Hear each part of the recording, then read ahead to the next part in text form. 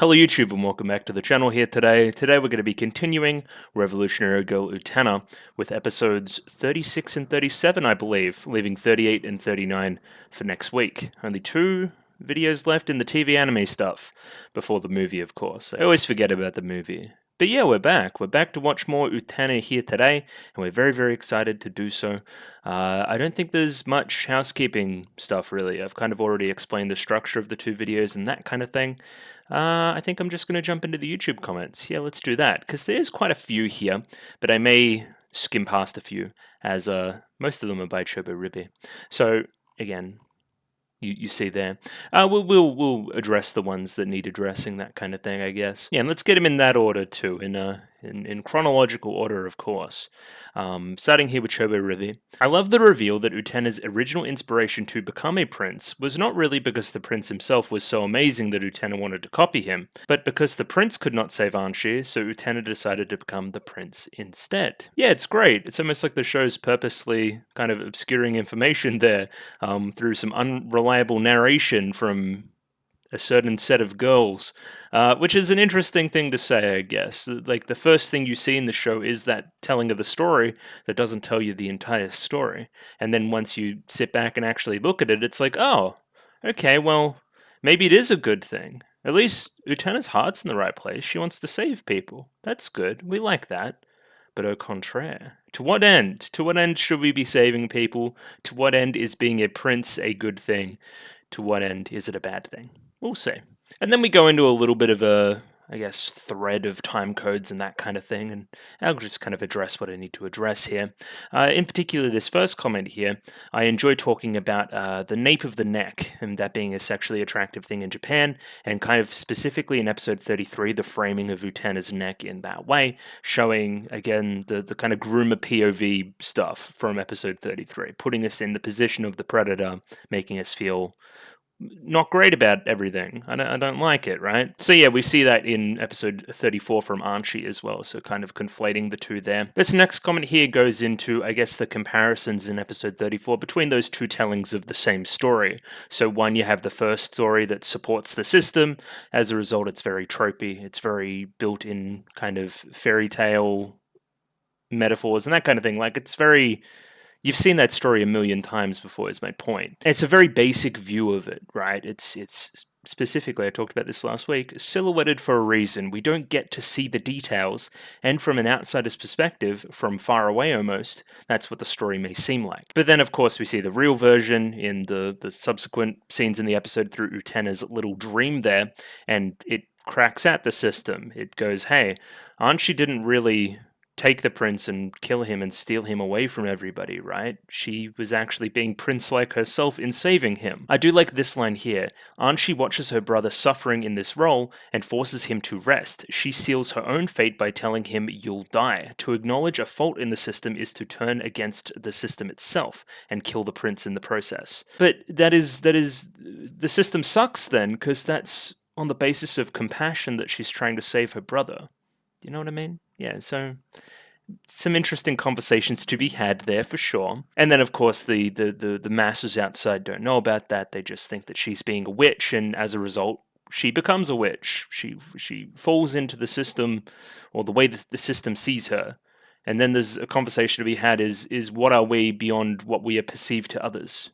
If that makes any sense. What am I? I've got my own internal sense of self, but what am I to you? You know what I mean? Because you're the one that's observing me.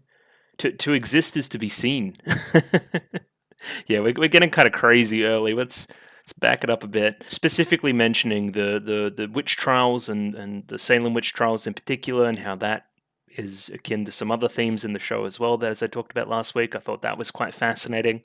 I'm sure, again, somebody more well-versed on the subject can talk to that a little bit more. This was between a couple of comments, this comment and a future comment in this section. Apparently the changing ages and forms is on purpose, or at least kind of surely mostly on purpose. When he's younger, he's more helpless, and when he's older and nobler, he's inspiring Utena with his image. So, you know, you can... It's that old classic, was this intentional, was this not intentional, death of the author, who cares, that's my interpretation type story. So I think that sounds neat, and if that's your interpretation, then that's neat enough for me. I think there's a larger conversation to be had about the fax machine and what it's meant to represent overall. I think somebody else talks about that a little bit later as well, so we'll get to it. Something about if it existed in the current day, then it would be a cell phone. We'll talk about that when the other person talks about it. But yeah, it's anachronistic with a point, right? It's not just there to fuck with you. I also noticed some of the peasant clothes were definitely modern day clothes, but then what the hell is Archie wearing in that scene, which is not modern day clothes? I don't think it looked very, very old. I don't know. It's a weird one, but in general, I think it's more of a vibe than anything else. And yeah, again, if we're getting a little bit abstract, that's fine. That's what we like about the show. I had the question of, okay, if Anshi was trapped in Utena's dream, was that a metaphorical trapping? Is she still trapped right now? Or has she escaped from said trapping? Apparently, I'll know in the future, we will see, but as all things with Utena, it can be taken as both literal and metaphor at any moment, based on what you interpret. I choose not to comment on the definition of a loose two-parter with 34 and 35, when 35 and 36 seems like the way more obvious two-parter. Again, not having seen 36, but I will rescind any future comments. And I was straight up being stupid here. This is the most obvious pun of all time. Koi. So during the Shadow Girls segment, when it's Torga, he's the old sexy fisherman guy, and he's catching every fish in the sea, right? And then he can't quite catch the koi in particular, who's also a mermaid, because again, koi swim in lakes. So what's she doing in the sea?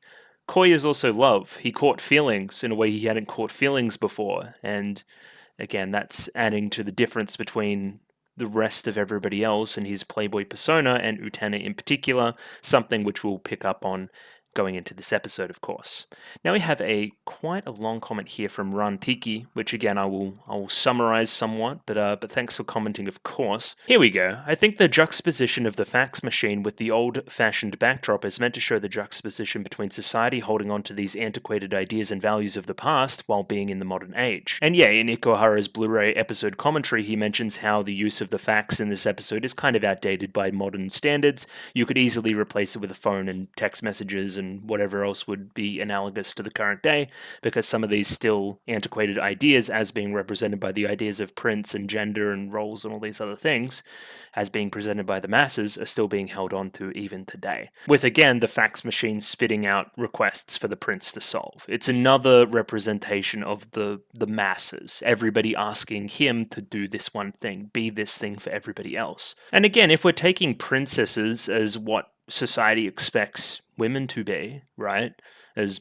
has been presented by a lot of the show, right, and subverted by Utena and then re-subverted again, then what a prince is supposed to be if not what boys are meant to be, right? Are they meant to be this purely self-sacrificing person that is looking for rewardification for doing so through the use of princesses, blah, blah, blah, blah, blah? I'm kind of rambling way too early in the video, but it's an interesting look. I really thought this show was more feminist than it ended up being, I guess. It's not feminist, of course it is, but like it's more just looking at society, I think, as a whole, more than anything else. It kind of pigeonholes it a little bit too much by just calling it feminist, I think. It's got a little bit more going on. This is something I totally agree with and something that I don't find is talked about a lot, especially with currently airing shonen. If you're too heavy all the time, I just kind of get over it, like a lot. And I think, again, Utena really understands this. We're using Evangelion as a comparison point here. I would argue that, hey, at least we have some goofy stuff in the first half. I think that, yeah, there's so many of these really dry, really story-based shonen shows going around that are just... It's just Depression City. I don't want that. I want a little bit of levity, please.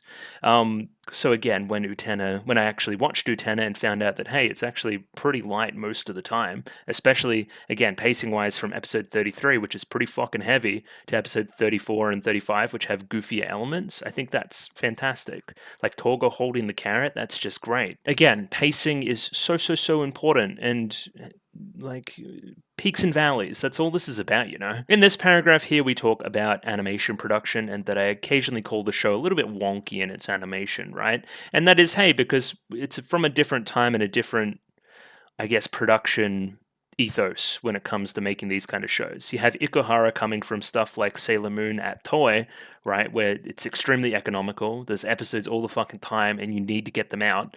So he's bringing that kind of stuff to something with a little bit more prestige, which is really, really cool. I think that's great, right?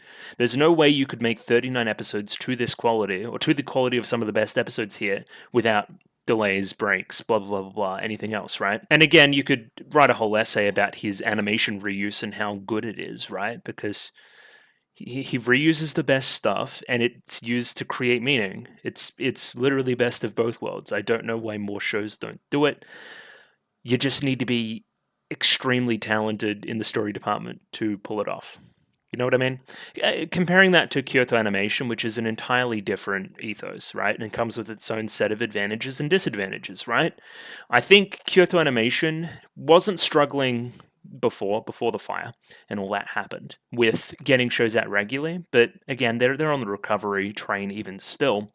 I think they're struggling to get something out, more than one thing out a year at the moment. Where again, hey, if that's working for their economical models, that's working. And it definitely is working production-wise, because fucking Euphonium looked killer. It was crazy good. So, like, it's different horses for courses, I guess. And but if you're looking to get something out with this amount of episodes, I really doubt that Kyoto Animation will ever release anything with more than 12 episodes at a time again. I really doubt it. And that's one of the reasons why.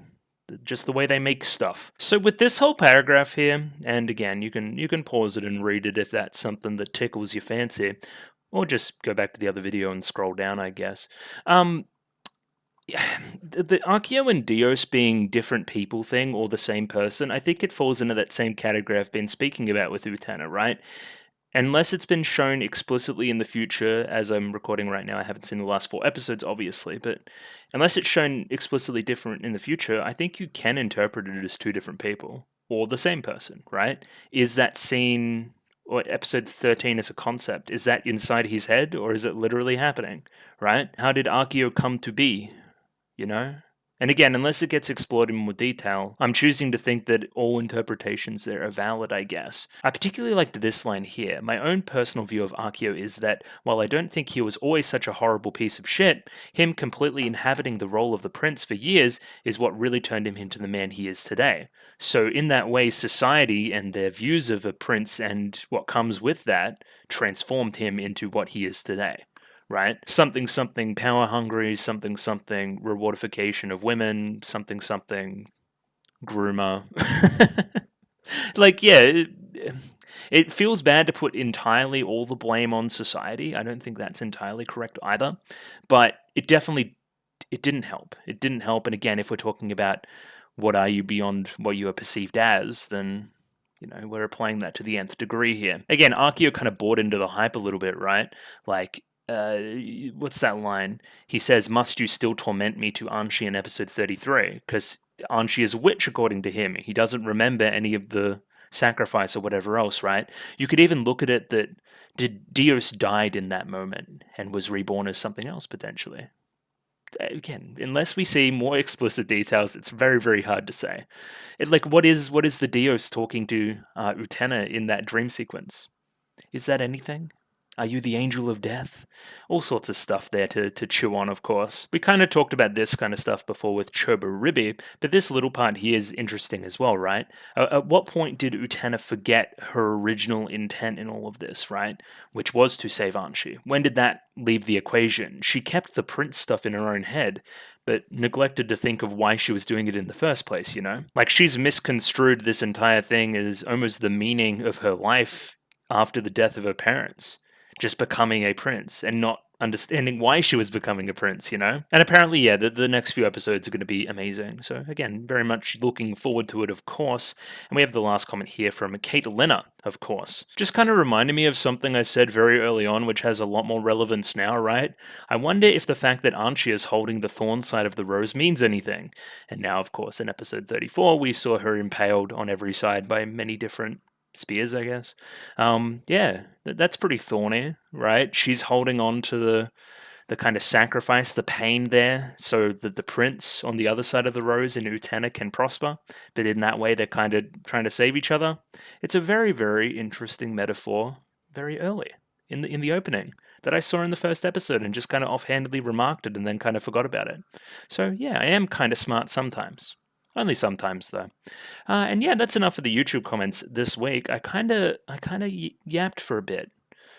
I haven't done that in a while. I kind of yapped for a bit. Anyway, let's get up those patrons. I'm going to read out the list, of course. As we saw in that comment section I just read out, we had a couple of new commenters, and yeah, they joined the Patreon. They're 1 week early. If you want to see like the finale, like now, you can go to the Patreon and pay me money and see them. If that's something that interests you. People have done this, up to and including Annie Gregg, Mickey Babbers, Trails Plus Plus, Adley, Bobbin, Turbo Ribby, Domobot, Ed, Fleur Nightingale, Fruit, Funny Fat Guy, Gloriana Tenebrae, Gus N, Heath, Ika, Jaakko Jarvinen, Joran, Kate Linner 10,000, Clem, Nosta, Lou, Madlad, Max, Mish, Nick, Parnick, Pencil Sharp 333, Ramen Boy, Ronlad B&K, Saint Lily, Sam1373, Skeleton, Surrogate Corpse, Without a Net, Zach, Binchy, Hans Peter, Kelvin, Marsh, Aidan O'Brien, Jacob R, and Ran Tiki. So thank you to all those people for giving me money. I enjoy the money. So this is going to be a weird video because the first part here is going to be kind of finishing off the Torga stuff, you would imagine, culminating with that Revolution duel that has been heavily kind of forecast, I guess. Things will occur, and then apparently a 3-episode finale little arc thing will start up. So we'll see the first episode of whatever that is as well. You'd have to imagine it has to do with Archeo. Let's imagine that. So again, there is 4 episodes left, roughly 80 minutes of content. So there's not much left, really. I'm just going to kind of jump into it and see. Not much room left for prediction and that kind of thing, I think. But hasn't stopped me before. Either way, let's get that episode up. You can join the Discord and talk to me about stuff, of course. Patreon, Twitter, comments, subscribe, like the video, all sorts of chill stuff. Yeah, let's jump into episode, whatever it is, 36. That sounds right. Let's jump into episode 36. Rightio, I have episode 36. Why do I keep forgetting? Episode 36 up there, ready to go. 23 minutes and 28 seconds on this one, so sync up accordingly with your own copy. I'm using the PGS subs, so sync up with that copy if you need it. If not, there's a picture-in-picture version in the description below for your viewing pleasure.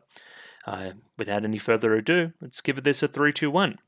Radio, 3, 2, 1, go. Hello, Utena. We're back. I'm recording. All the classic stuff I do at the start of a video. Somebody's texting me. That's something pathetic, apparently. Anyway, what am I doing? Where am I? Torga. What's Torga doing? It seems like he's having kind of a change of heart based on, again, his perception at the moment as a playboy and his actual feelings that are being created for Utena, and how he has this inferiority complex when it comes to Archeo, and how's this all going to play out? Is he going to be a willing participant in Archeo's schemes, or will he fight against the system? Something, he's always been looking to revolutionize the world. Has that been part of Torga's thing, right? Anyway, Torga's weird.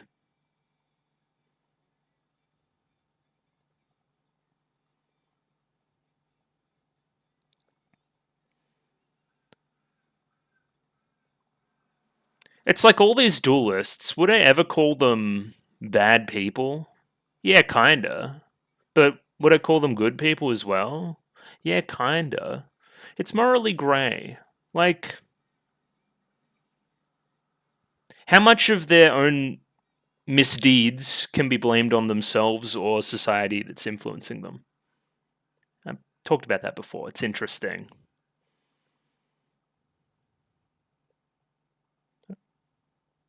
What is this goofy, jaunty tune? Oh yeah, you two were getting photographed like naked. I remember that. I did say that. Damn, that's deep. Seems counterintuitive.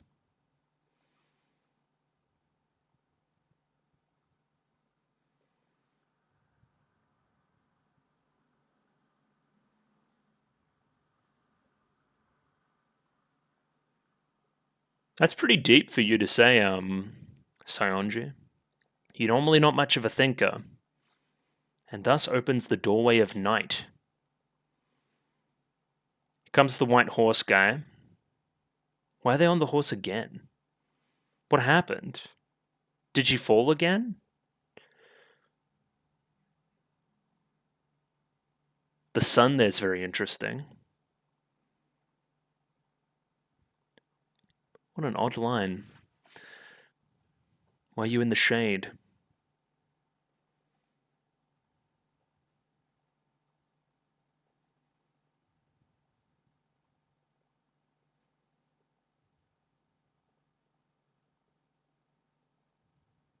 It's almost like I'm dreaming's a cool line too. Hang on. Okay.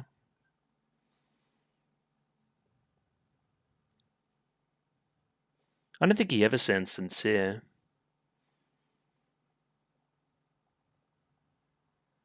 Okay. I mean, again, I'm not too happy about that, but I'm getting desensitized.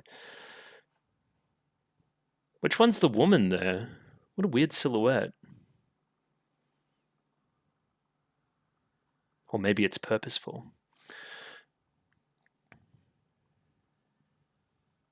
Button up your shirts. You guys are freaks.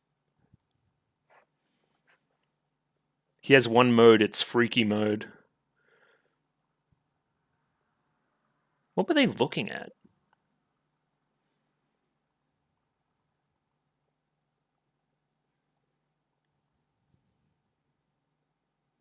Hmm.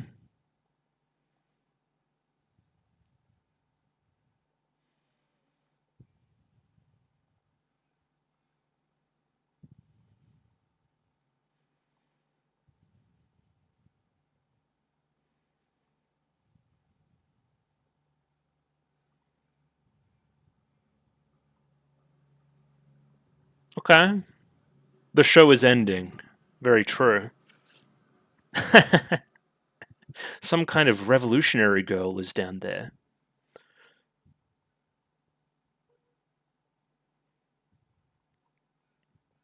Something bad's probably going to happen. I'm going to be real with you guys. If not this episode, then the next one. What is this tune?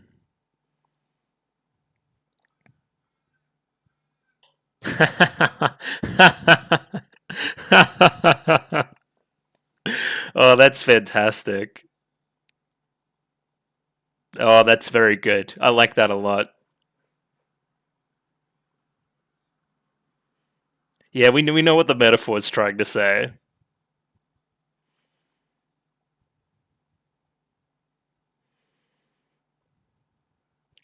Do you get it? It's like he's cosplaying Akio.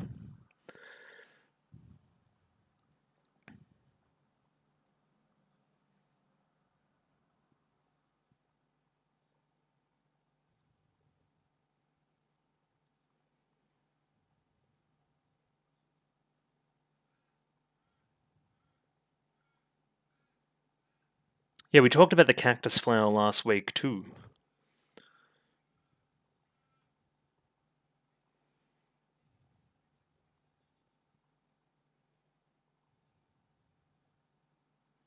Why is Sounji being so cool? And T-posing. Like it's 2019? When did people T-pose again? I forget.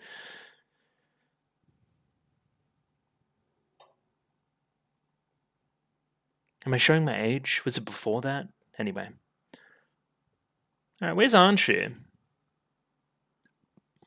I don't like looking at that. I don't like thinking about anything that happened there. Do up those buttons.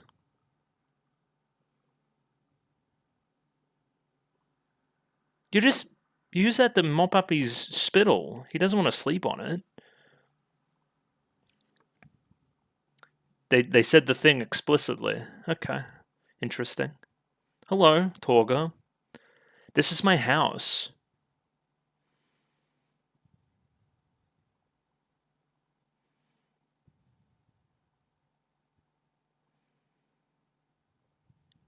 Okay. Yosh.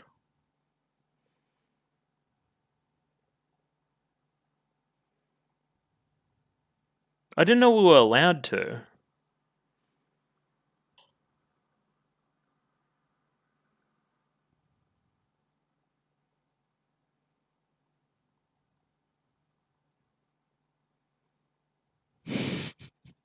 On the nose.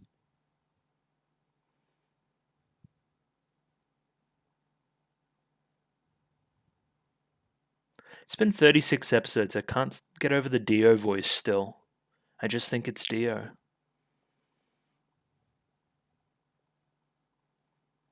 It is very pretty. I like the stars. The stars.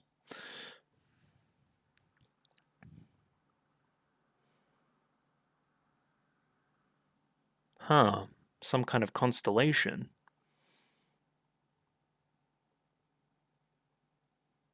So that'll be a cool thumbnail. Maybe. Ah! That's cool. The castle appeared like a constellation. Part of Archeo's grand design. Bit of Aurora Borealis.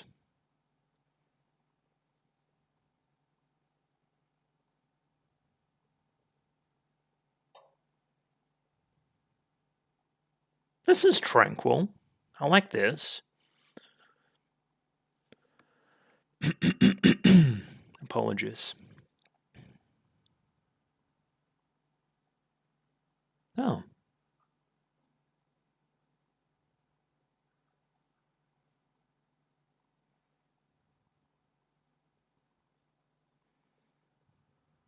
That is the point.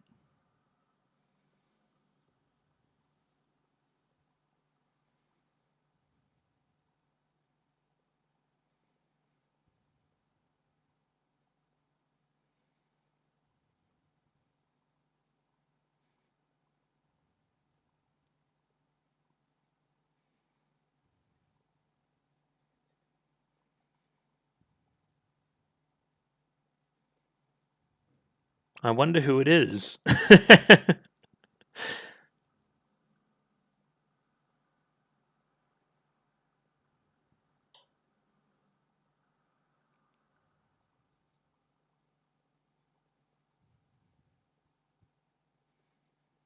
Hmm.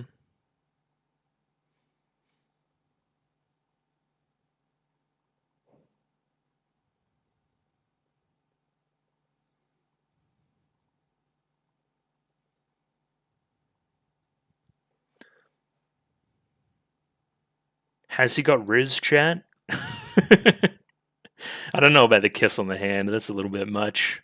Okay, Casanova.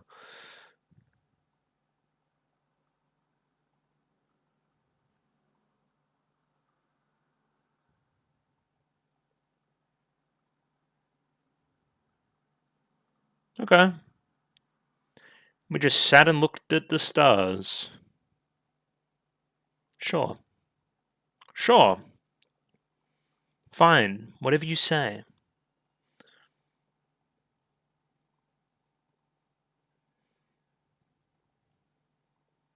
Now, where's my good friend, Himamiya Anchi? I want to see what she has to say. Well, there she is sleeping.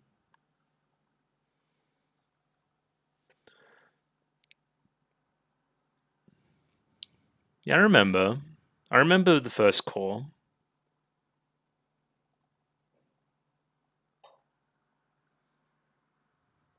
Yeah, I remember.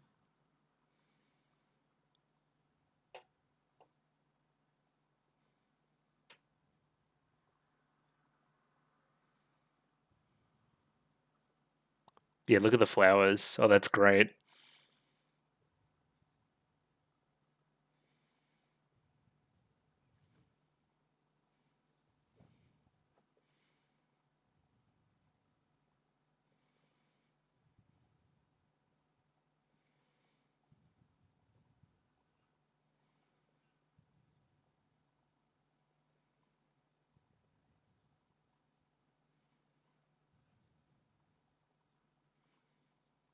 I say. Because you know more of the plan than we know right now, I guess. Look at these two intimidating figures. Little worm in the ground. A big old worm in the ground.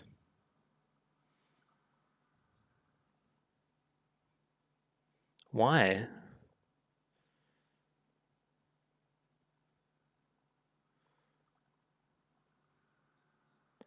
What?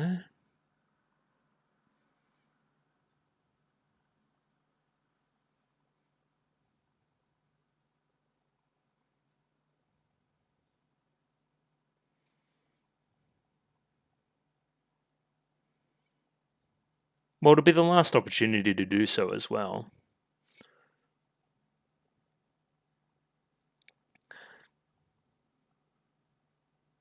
I kind of want nobody to win. Thoughts?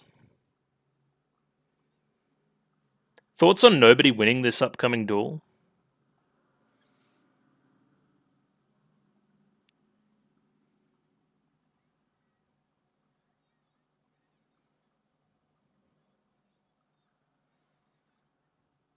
Hmm.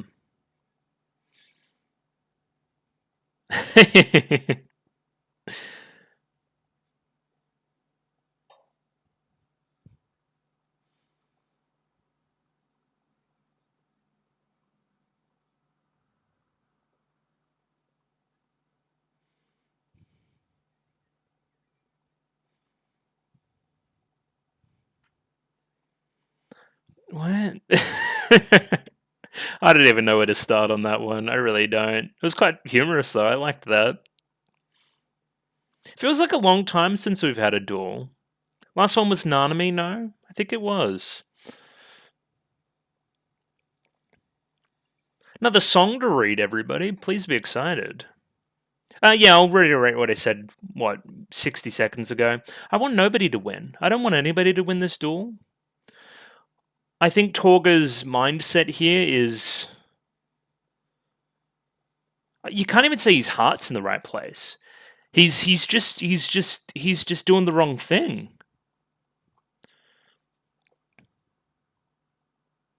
I think the system's bad and what they're going to do to Utena is bad, so I am going to do almost exactly what he's going to do back at him.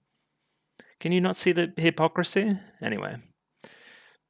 So it's pretty clear that Utena is going to win, and that's going to transition into whatever the hell Arceus has going on. We imply here that Torga knows kind of what's going to happen next, in a way, because again, he's been one of Arceus' major confidants.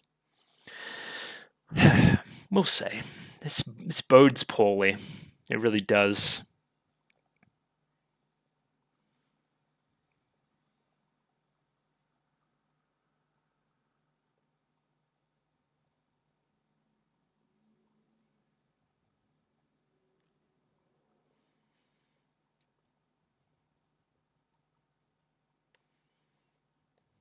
Okay.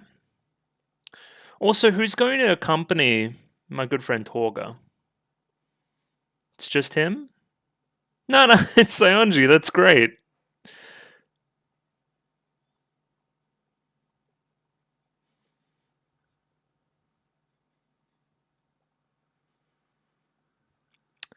Utena here is also very interesting. Also, this is very homosexual. Oh, this is great. Yeah, hell yeah.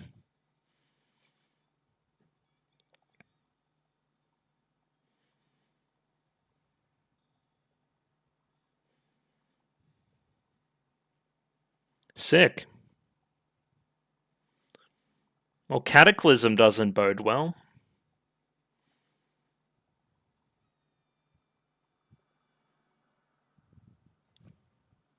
That's interesting too.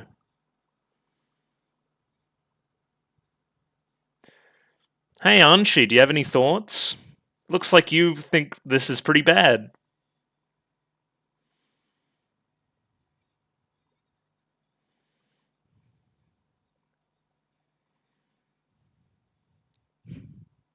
The voice acting is great. Oh.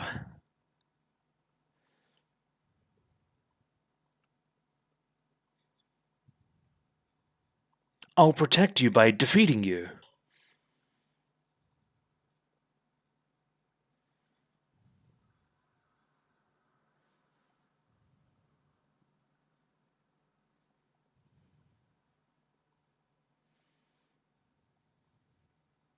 That's a cool visual.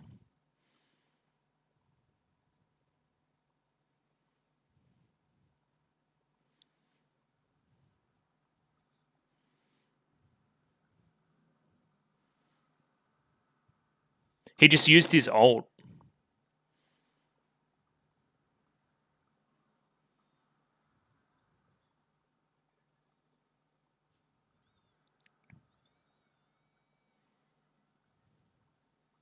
Okay, yeah.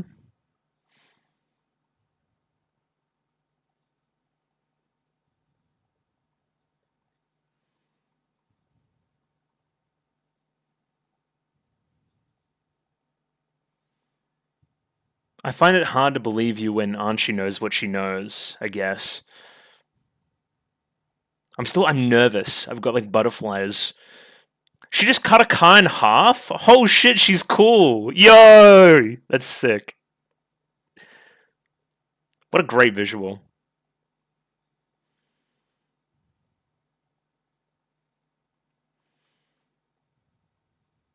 Fucking awesome. Hell yeah.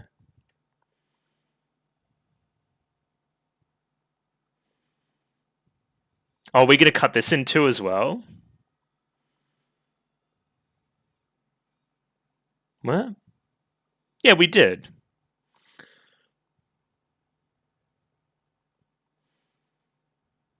That seems like a red rose in the air, my friend.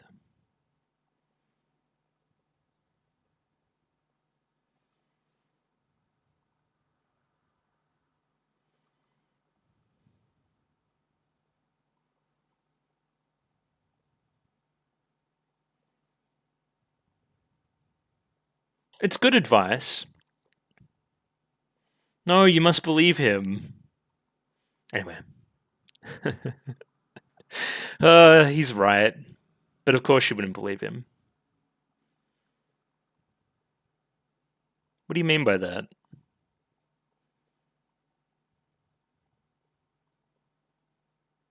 Okay. Now what?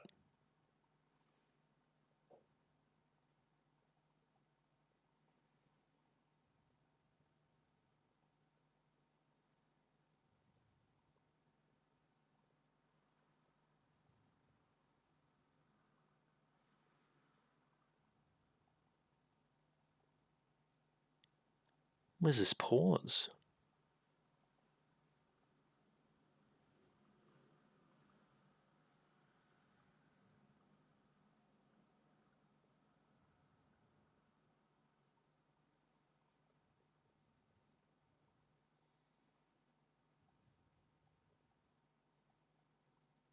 Okay.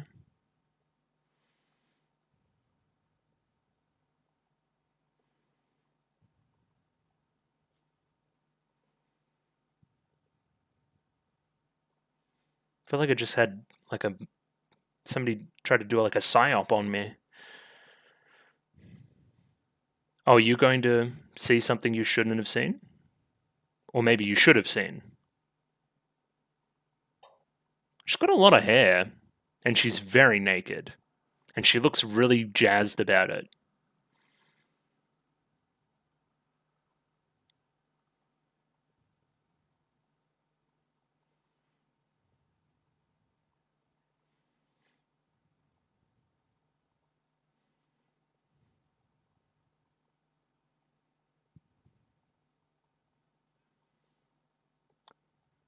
Alright, I get it. I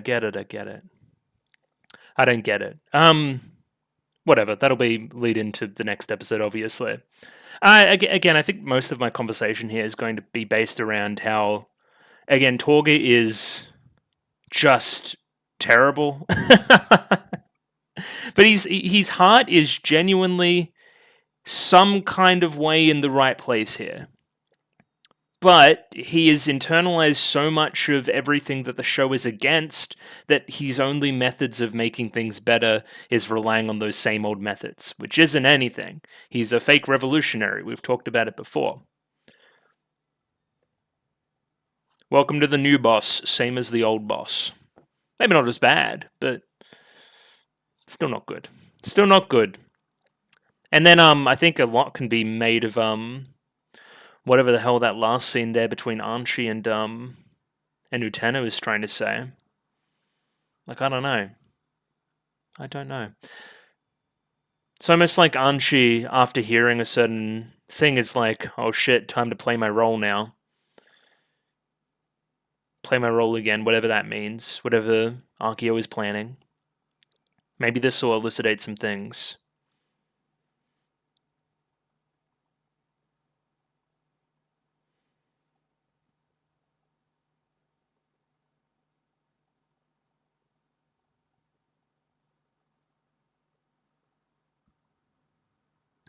That's great.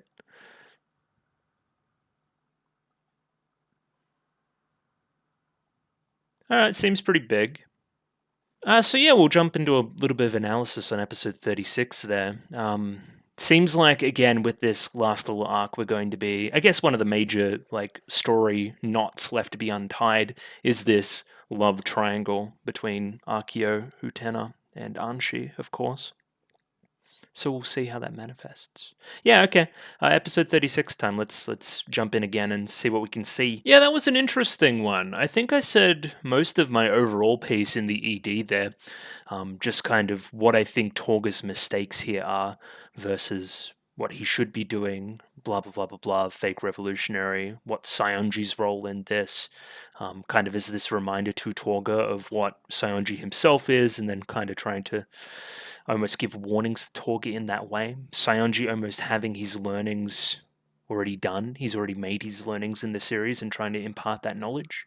But yeah, I mean, I think the best tact going forward is just to be like watching the episode again and seeing specific stuff and commenting on it. Now I know where the duel ultimately went, I guess. There's some really striking visual moments in this episode as well that I really liked, specifically the stuff with the cars at the very end, both all the headlights pointing in as well as the cars getting cut in half, and again what all that represents. It's just all very fantastic. I think during the middle portion of the episode, you see a lot of that Akio Utena stuff being reinforced again, and what she actually thinks is going on there, and then there's questions being spurred on by Torga. This is obviously now all set up for what I'm thinking the last few episodes are going to be. Something solving the love triangle between Utena, Akio, and Anshi. So that's where we're going next, I would believe, based on some of the setups here. Yeah, there was that line during the preview for the next episode about how Anshi has always despised Utena, which is interesting with what we've been talking about. I think despised her is masking the truth a little bit. She despises certain aspects about her because of what they remind her of, based on what we know about that little flashback during the dream. That's where I'd think that would come from. And ultimately rejecting the system and rejecting princehood and still saving Anshi ultimately and leaving that decision to her own, I guess, personalness. It should be where we're going. That's what I think would be the best answer there. Just letting Anshi do what she wants and not be trapped in the system by either Utena or Akio. You know, in that way, Utena herself is also that fake revolutionary, right? So now she's got this power, right? What is she going to use it on? Is she going to use it to Akio's benefit? Is she just somebody that can be pushed around by somebody else that she loves? In that way, is she only a princess in so much as she's a bargaining tool, and instead of the prince that she thinks she is? Again, lots and lots to uncover in the future. We should be focusing on Torga in the now. The episode here starts with, I guess you could call a glorified recap. It's just reiterating a few things that the audience may have forgotten, namely that Utena was the girl that they found in the coffin, and metaphorically, each and every one of us are still in our own coffin, right? Yet to, I guess... Okay. Utena, her parents died. She got in the coffin. Part of her died, and then part of her was reborn through the process we saw in the dream. In that same way, all of the rest of the characters here are yet to be reborn. And then again, you attach that to a lot of the rest of the theming in the show. What is rebirth here? Rebirth is growing up, and rebirth is adulthood in a way almost, right? But again, in achieving that, are you going to follow the tenets of Dios, the tenets of Archeo, literally the fucking devil, Lucifer boy? So yeah, that must be what we're trying to get at, I guess. The decisions we make as we exit the coffin, so to speak. Like again, she's still in her coffin even now. Utena may think that she's gotten out and she's got this new lease on life in this princehood stuff, but in reality, she still hasn't stepped out of the system we have going on. Even that system seen as schooling almost as well. Could be very critical of the schooling system. The episode is called Thus Opens the Doorway of Night. There is a lot of contrast in this episode between, I guess, day and night. Very, very stark images of both, I guess, in a way.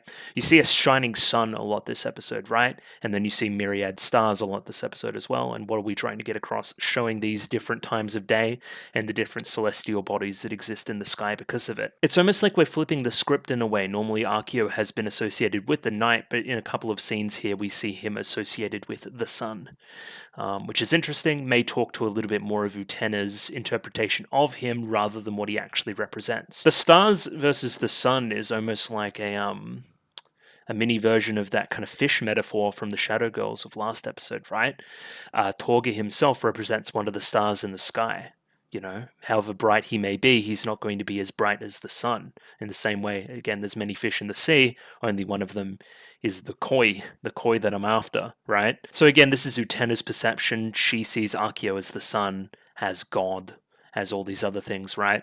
Where, again, Torga doesn't hold a candle in that way. And even when she starts to buy it, she feels an immense sense of betrayal from what Torga eventually does after their little rendezvous at night in the dueling arena.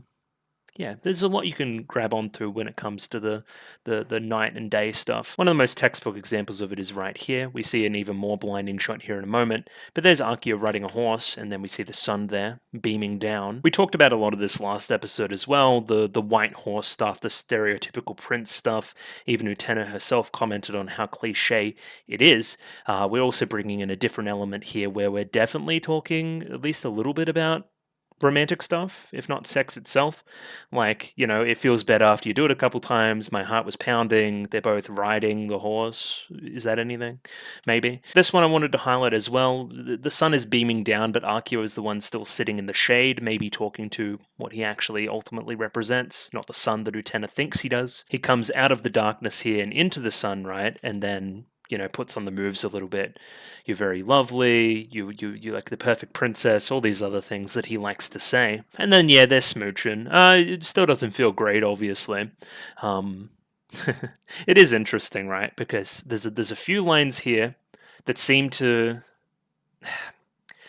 Saying they don't come from a genuine place isn't the right thing, but he's obviously just, like, using her, right? That's what we see from this. He doesn't genuinely love her, and can he understand the genuine concept of love? What does that mean? Where, again, in comparison, I feel like Torga's words are a lot more legit. There's less pretense to them. It's almost like you're playing a role. Again, the contrast between Archeo and Torga between these two episodes has been fascinating. It's no coincidence, then, that we see the meeting between Torga and Archeo, and it's during dusk, right? During sunset, the transition between sun and night. I think that's definitely purposeful as well. I think the implication here is that these two, like, meet up and then, you know, then have sex, I think. Is that what's happening? Because we show them having a conversation in bed later in the episode through a flashback. I think that's what they're doing right now. There's a very interesting conversation here between Mickey and Judy. I feel like a couple characters that have been sidelined a little bit since their respective episodes. Jury's comment here on Utena is very interesting considering her own context, right? She seems way more like a girl now. Now, if we remember, that was a sticking point when it came to Judy and Utena's conflict very early in the show. So it's an interesting one. And Mickey's naivete here as well. He's like, oh, she's always been a girl. No, I would know. No, listen, buddy, I would know. And no, she seems different. I think it's more to the point overall of she's falling into that princess role a little bit. She's head over heels in love. Torga has to be the one to vocalize it, but that's what she feels right now for Archeo. Now, again, that's a feel bad for the audience because we know everything else that's going on, and that's a bad touch. We don't like that. Like this face in particular, it's like, are you fucking serious, Mickey? Like, leave this to the experts, please. Of course, we're contrasting this scene again at a sunset and watching two duelists fence below us, right? Mickey says, "Isn't that a good thing?" And then, like, Judy catches him. Are you sure about that? Oh, you really sure about that? Do you really believe that this is a good thing? Something is changing and we don't know what it is, and it's probably bad. The entire school is changing. It's as if there's some kind of revolution on the horizon. And much like the audience, Judy can't shake the vague, awful feeling she has about what's going to happen soon. Much like me, I can't shake that feeling either. Again, building upon that contrast I keep talking about between day and night, we have this scene at night where I said it was essentially Torga cosplaying as Akio, right? I'm not quite on my, like, it's like he's riding a bike with training wheels. He doesn't quite have his car license yet, but he's able to ride a bike, right? Again, this is what I've been talking about with the show as well. This is just plain goofy. This is a good image to look at. I just like looking at it. It's brings some levity again to an episode that is ultimately pretty despairing. It's pretty bad what happens, right? It's not a feel good. So this kind of stuff is needed. It's again just good balance, peaks and valleys. We always talk about it. Here we have Torga and Saionji. We're building contrast between these two characters again because this is also the simultaneous relationship that exists between Akio and Torga as well, as I've said many, many times. The sidecar here is interesting as well, and we specifically talk about it. Only one of us is in the driver's seat. The other one, of course, is just a passenger. They have no, I guess, what's the word? Authority. They have no influence over where anything goes or who does anything or which way we drive, right? They're just kind of along for the ride. In that way, isn't a car very similar? There is only one steering wheel, and Akio is always in the driver's seat, you know? We could also contrast the use of helmets as well. You're riding the bike, you're wearing a helmet, that's all good.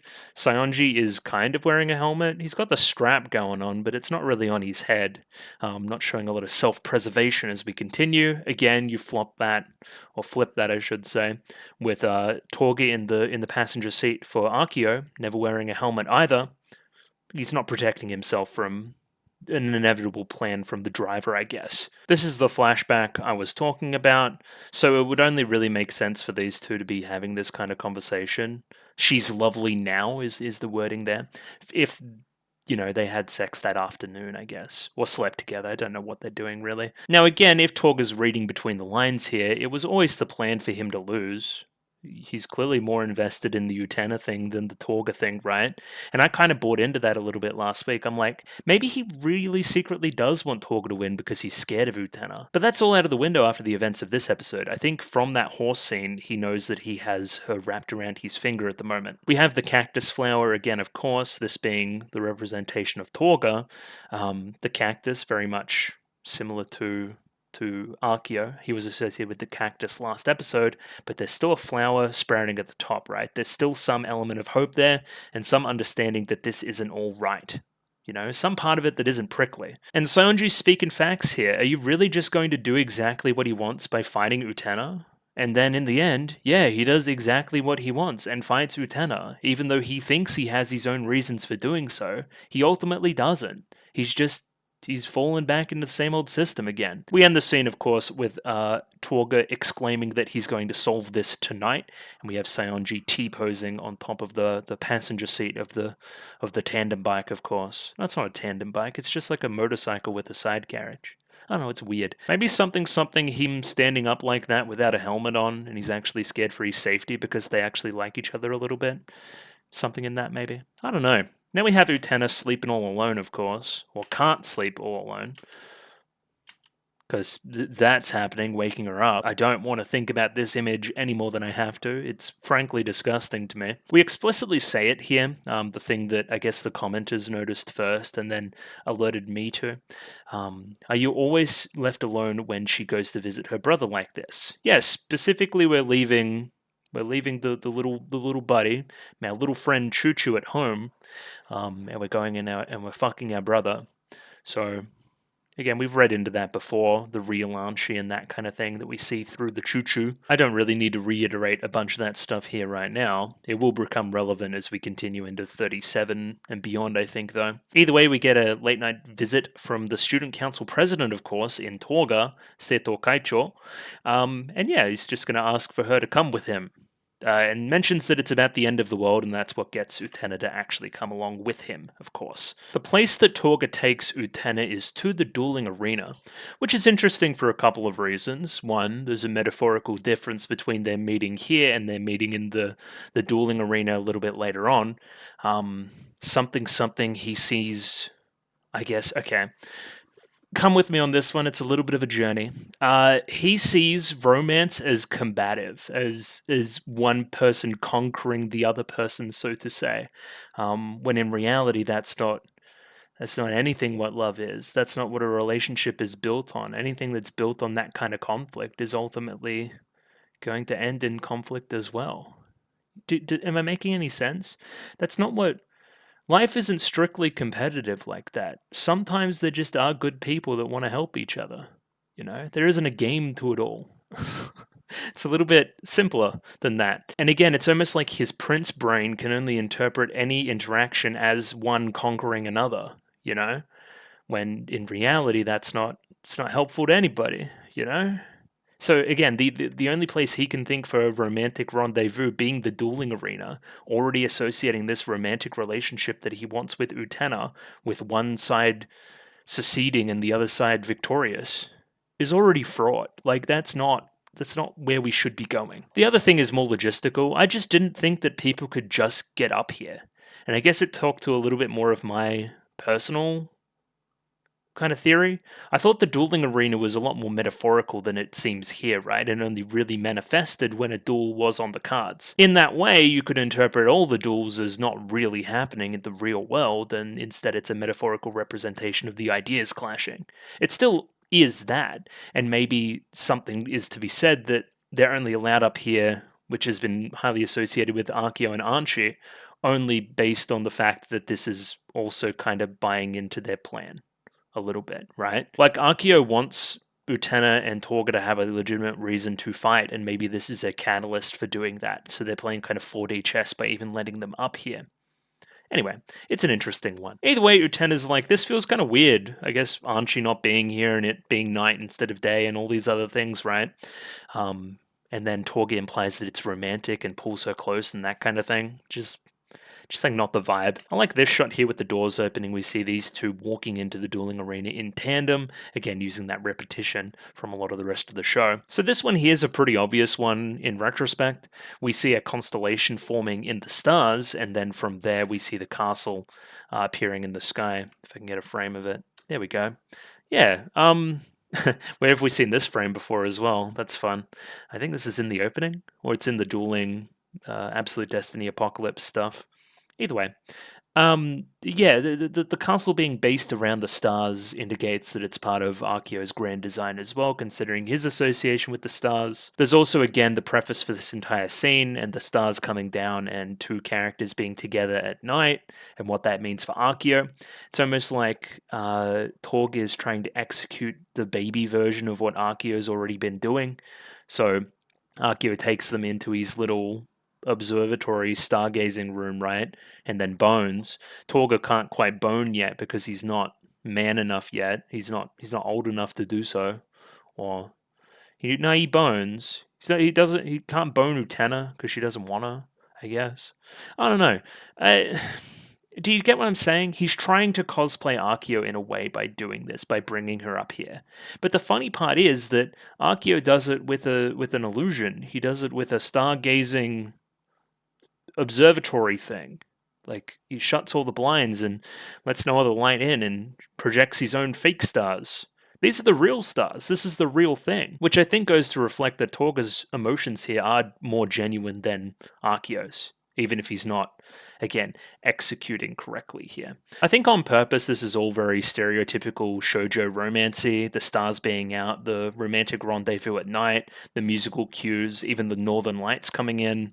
There's quite a bit here that makes it a romantic setting for the two. Again, Torg peers over at Utena here, just kind of gazes upon her beauty, and almost in his own way is forced to just call her beautiful.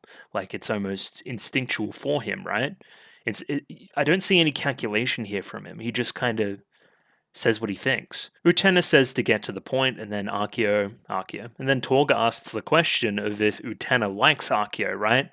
Utena doesn't give a straight answer here, but kind of does with the thinking of, but Akio's engaged, I can't do that, it's forbidden, that kind of thing. It means that you were already considering it, right? Why'd you ask me that? I thought you were going to tell me about the end of the world. Utena, please put A and B together, please. Please put A and B together. He is telling you about the end of the world. Again, I think this is the trademark example of where we see Torga go wrong, right? So, can't I be your prince?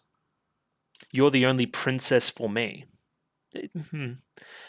You're misconstruing things here, bud, right? Can't I be your prince? That's pretty sweet, saying I love you, all these other things, right? And then you're the only princess for me. No, that's pigeonholing her. And if you knew anything about Utena, this is even a sore spot for her. You know, we had a whole arc about it. It was the first arc of the show. You were in it. I know you were. So why are you talking like that, I guess? It's only, again, I keep saying it. It's like he's cosplaying Akio. That sounds like something Akio would say. It's something he said in bed with Torga before. So why not try to put on that move now? No, you're learning from the wrong guy. And again, some of the words after that are quite sweet. Like, you know, you mean the world to me. Your beauty cannot be compared to if only I could. It's all very Shakespearean. It's like, if only I could be here with you in this moment for eternity and all these other things, right? Like, yeah, but you said the other thing first. You gave the game away. As I've said a number of times, I think part of his heart is in the right place here. He genuinely does care for Utena, and he's following these genuine feelings. It's just all that he's known about male-female relationships and princehood and all these other things from sources around him, Akio, is bad information. He's working with genuine feelings with the wrong advice about how to channel these feelings. Utena ends up granting his request of just kind of hanging out with him of the night, which is cool. But again, they're just hanging out. They're not smooching or nothing. We bring that immediate contrast back here with a sunrise. So, we're in Akio's penthouse fucking suite, and we're looking out from his window to see his sun come and rise up again. And then when the sun rises up again, Torga's going to be different. Utena's going to have more and more feelings for Akio and reconsider those. You know, it's almost like that night was temporary with Torga, and now the real thing has started again. The big star, the biggest star of them all, is back. Again, the sun still has not risen. Come to think of it, that's what I thought when I first met him. I thought he may be my prince. However, then the sun comes back up. Things go back to normal. Utena instead is idolizing somebody else. Now, this is pretty cool. I like this scene here between Saionji and Torga at the student council table, I guess. We have a thing of pink roses here, but they're a very white shade of pink, so it could just be white again, because then in the next scene, they are white, because it's like a princely thing coming through. So Saionji's like, did you get your answer last night? It's like, well, yeah, I did, right? It's clear that I do care for her, so what will you do now? I will fight her again. No. We don't fight the people we care about, buddy. Buddy, good friend Torga, what are we doing? What are we doing? Again, it comes to talk about a trope that I really dislike, that is in a lot of fiction, which is bad. How do I describe it? It's somebody... Do I need to invoke the end of Game of Thrones? Spoilers for the end of TV Game of Thrones, anyway. Daenerys goes fucking crazy, and Jon Snow needs to put her down. I'm killing you because I love you so much that I need to like prevent you from doing what you're going to do. It is one of the least progressive, grossest fucking things you can put in a piece of media. It sucks, right? And Torga here is the same way. He doesn't see the system he's occupying, so he only sees it in black and white, victory and defeat. I must defeat her in order to save her. You know, I must take her power away and give the power to myself in the process of ultimately saving her from herself. Now, part of this is correct. In the process of Utena defeating Torga, she is playing into Akio's plans for her, and we see those spurred on by Archie's actions at the very end of the episode. This is correct. It is literally correct. But you are just seeing things within the boundaries that already exist. There is many myriad ways you can save Utena and be a real revolutionary, instead of just falling back into the same system of needing to defeat her and claim the Rose Bride and claim the power that exists there. There is many other things you could be doing, my good friend, and you're not doing them. And that is Torga's folly, and that is the reason why he's ultimately unsuccessful in this duel, as well as in the convincing of Utena at the very end of the episode that what she's now doing is bad. Show trepidation when it comes to these two people. It's like, yeah, right, get real. I don't trust you anymore based on what you've done. He did very poorly this episode, our boy Torga. Now, I must talk about my good friend Choo Choo here. Why is he digging in the dirt? And why does he find a worm? And then why does he, like, show his butt to the worm here in a second as well? Like, what is that? What am I looking at there? That's a terrible image. I hate that. Again, if Choo Choo... If I could murder Choo Choo, I would. No, maybe not that serious about it. I guess, again, it's a representation of Anchi. Anchi doesn't know where Utena was last night and knows that she's lying, so maybe this is like the outward representation of the fear presented, like being scared at the big worm that they've uncovered. It also something could be the gardening thing for Anchi. Whenever she's had these Choo Choo moments, they've been closely associated with plants and wildlife and animals and that kind of thing. Again, as I've talked about, those things being closely associated with the kind of tropey version of a princess, talking to all the wild animals in the forest and that kind of thing as well, so there's that to play into it. Either way, now we have Saionji and Torga assuming the position, Saionji using Anchi here as a little bit of a lap pillow, something which I think they implied did in the past, so he's just like coming in on the territory again, just like doing what he used to do with her, which again is bad. And then, of course, you do like manipulator vibes, Cabadon against the fucking wall of the tree. Like I want you to duel me again, and then like exhibiting power over her in the stance. Like this is just, what are you doing, buddy? What are you doing? The gambit for Utena is this: if you win the duel, Utena will never come after you again. Which, now that I know the structure of the show, this is the last duel. Well, not the last duel. This is probably going to be another duel, but this is the last structured duel, the Revolution duel. That's the one that we were talking about from the very start. So this promise to Utena is kind of empty. There's not going to be any more show for people to want to steal Archie, right? But on the other end of it, of course, Torga says, however, if I win, you must become my woman.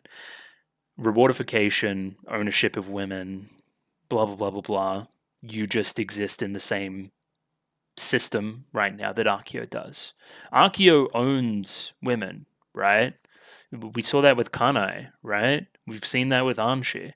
That's bad. We don't want that. You would just be falling into the same system if you were to win. You'd just become mini Akio. That's not good either. And this is the moment of betrayal that Utena ultimately feels here as well. Like, between those two faces is great, right?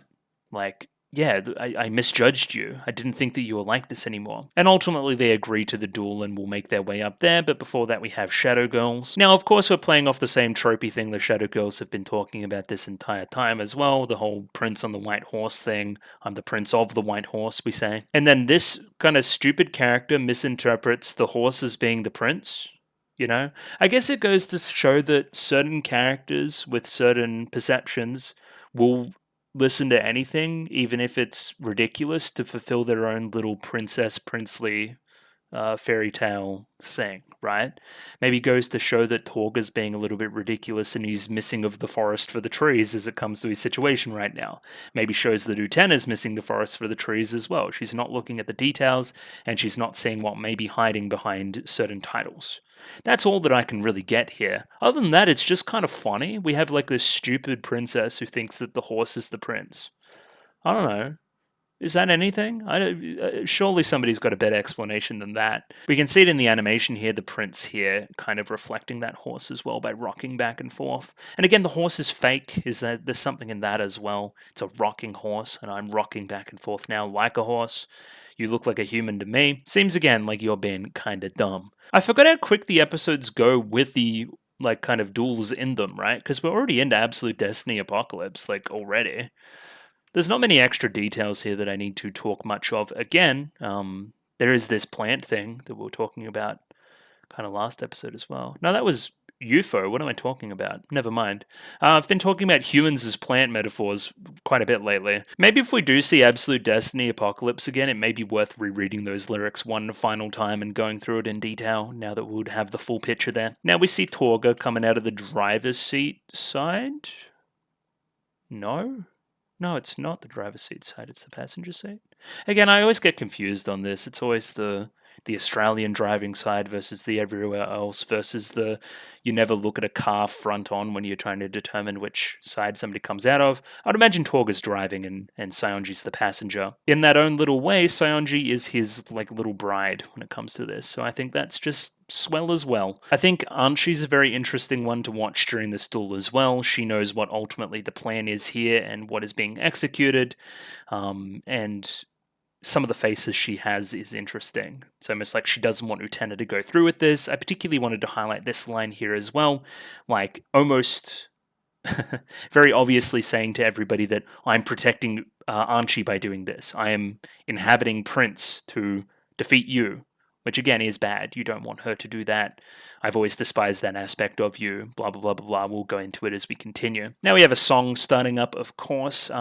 As we see here, we have Saionji pulling the sword from Torga, the same way that Anshi is pulling the sword from Utena during this arc, which has been cool. And again, if you wanted to squint and see it, this could add to the homosexual subtext to these two characters, which a lot of people do see, but I don't personally.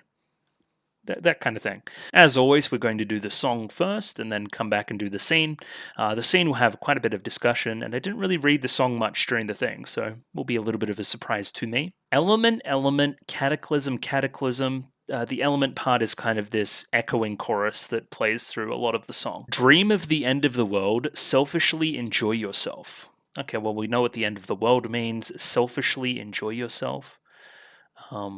It's a very funny line as well. I like that. It's almost like reversing back on itself. Element, element, cataclysm, cataclysm. Again, that repetition there, much like this very scene has been repeated a lot. We even talk about the amount of times Torga and Utena have fought each other themselves. So again, the repetition of that line and kind of it's almost like it's replaying itself. It's not like somebody's singing it. It's almost like it's being like replayed on a tape. Very controlled, very like it's been sampled. Very much like the duels themselves feel very controlled. I think that's interesting to note. And cataclysm being chosen as a word. The end is nigh. Another version of the end of the world, so to say. North Pole lemming, Siberian antelope. The final judgment of our nature. Well, here's the thing about lemmings, right? Lemmings fucking walk off cliffs to their doom, right? And you need to stop them. That's the whole premise of the video game of the same name, right? Almost like everybody else in this kind of system is lemmings, like walking to their own doom unknowingly, right? It speaks poorly of the rest of the cast, I think, that are just kind of doing what's being told to them, like lemmings, and ultimately losing because of it. It implies bad things are going to happen through repetition, through not thinking about things fully. I don't know what Siberian antelope is, though. A frightening and strange fate, a prophecy of destruction, a philosophical revolution, the paradise of Paradise Lost. Yeah, we're getting a little bit literal here, okay. Or literary, I guess I should say. Bringing in that kind of religious subtext to the show again as well. It just implies that things are bad or things are good, and is contrasting like cataclysm with heaven and that kind of thing. An accidental epic, a cosmic cataclysm, 1,000 years of dread, the nirvana principle, human birth, human wisdom, human knowledge, human pleasure, human consciousness, human experience, human apocalypse, human liberation, Dante, Rabelais. I probably should do some Googling, let's face it. Nirvana principle. And then Dante talks to I guess, Dante's Inferno and that whole thing, and the levels of hell, so we're contrasting heaven and hell there as well. Rabelais. So Nirvana Principle and Rabelais. Okay, Nirvana Principle seems to be linked with the death instinct theory, which is Freudian in nature as well, and goes to say that organisms themselves will always choose activities that ultimately lead themselves towards their death. Speaks to the tendency of energy and life to reach some kind of equilibrium state after having used energy. There being kind of a law of the universe, being that there's a finite end to things, and that kind of death drive itself almost being our own equilibrium, causing us to cause our own deaths. Something in that with the lemming stuff I was talking about as well. There's something psychological to humanity that leads them to continue to be in these systems, such as the dueling system, that ultimately will end to their demise, or lead to their demise, I should say. Ultimately choosing harmful things for ourselves based on some part of our fucking brains. I don't know. That's a weird one. I don't know much more to make of that. I'm sure somebody else can talk to it in more detail. Rabelais, that's the next word. I couldn't find an immediate answer, but it seems to be a French writer. His ideas of humanism, something challenged the hierarchy and attracted the ire of the Catholic Church and John Calvin. And that's a Protestant theologian. I'm out of my depth. But maybe again talks to a lot of the religious stuff going on. Contrasting Dante with Rabelais here there's probably something in that. Taylor Swift? Oh my god, we're bringing in all the great writers of our time. And Desaide? Apocalypse, Book of Revelation, but they're like in quotation marks. Apocalypse, cosmic birth, namely preordained enlightenment, the birth of heaven and earth, preordained birth, the creation myth, ultimately the origin of fate.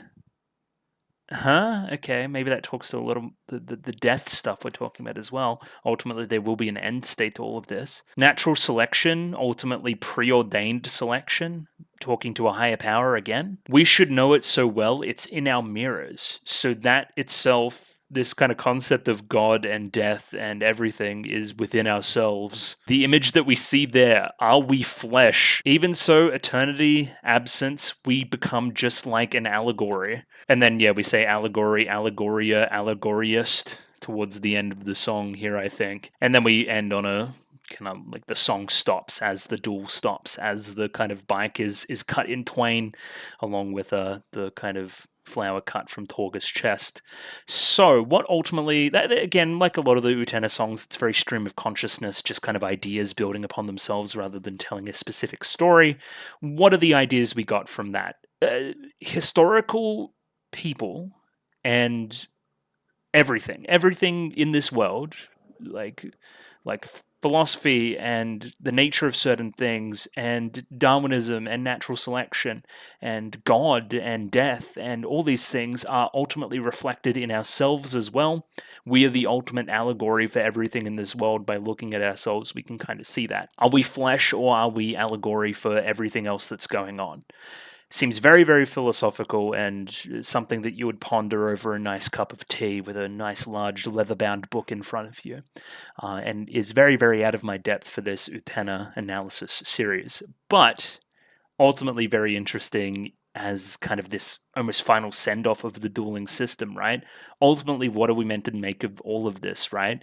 Is, again, this creation in front of us ourselves in the show of Revolutionary Girl Utena. Is that reflecting ourselves back at us as well? Is it ultimately allegorical for everything and nothing at the same time? Contrasting the simplicity and the complexity of everything you could take from the show. Ultimately, it's very simple on the surface. If you dig, it's endlessly complex. It's almost as if the song itself knows that. So yeah, that's interesting, but let's go back to something a little bit more tangible and talk about the fight itself. So here we see it, and it's very interesting to boot as well. We see Utena here is represented by the dark side. Like here, she's got the darkness surrounding her as opposed to the light surrounding Torga. Like, that's interesting in comparison with what we've been talking about. I've been associating Torga with the night and Archaea with the day, which isn't the way we're presenting it here, which is why I kind of paused during the reaction. I'm like, that's interesting. That's the opposite of what I've been formulating in my head. It also kind of reminds me of the ED of episode 33 in a way, this kind of framing and aggressive kind of bordering of the scene. Again, it's almost like this battle itself is being framed, like somebody is in control of it, and that's what the framing is meant to represent. The petals itself, the pink petals of Utena, representing outside of it. Again, this is almost like Akio's view into it. He ultimately sees this as all under his control, and Utena's going to reign victorious.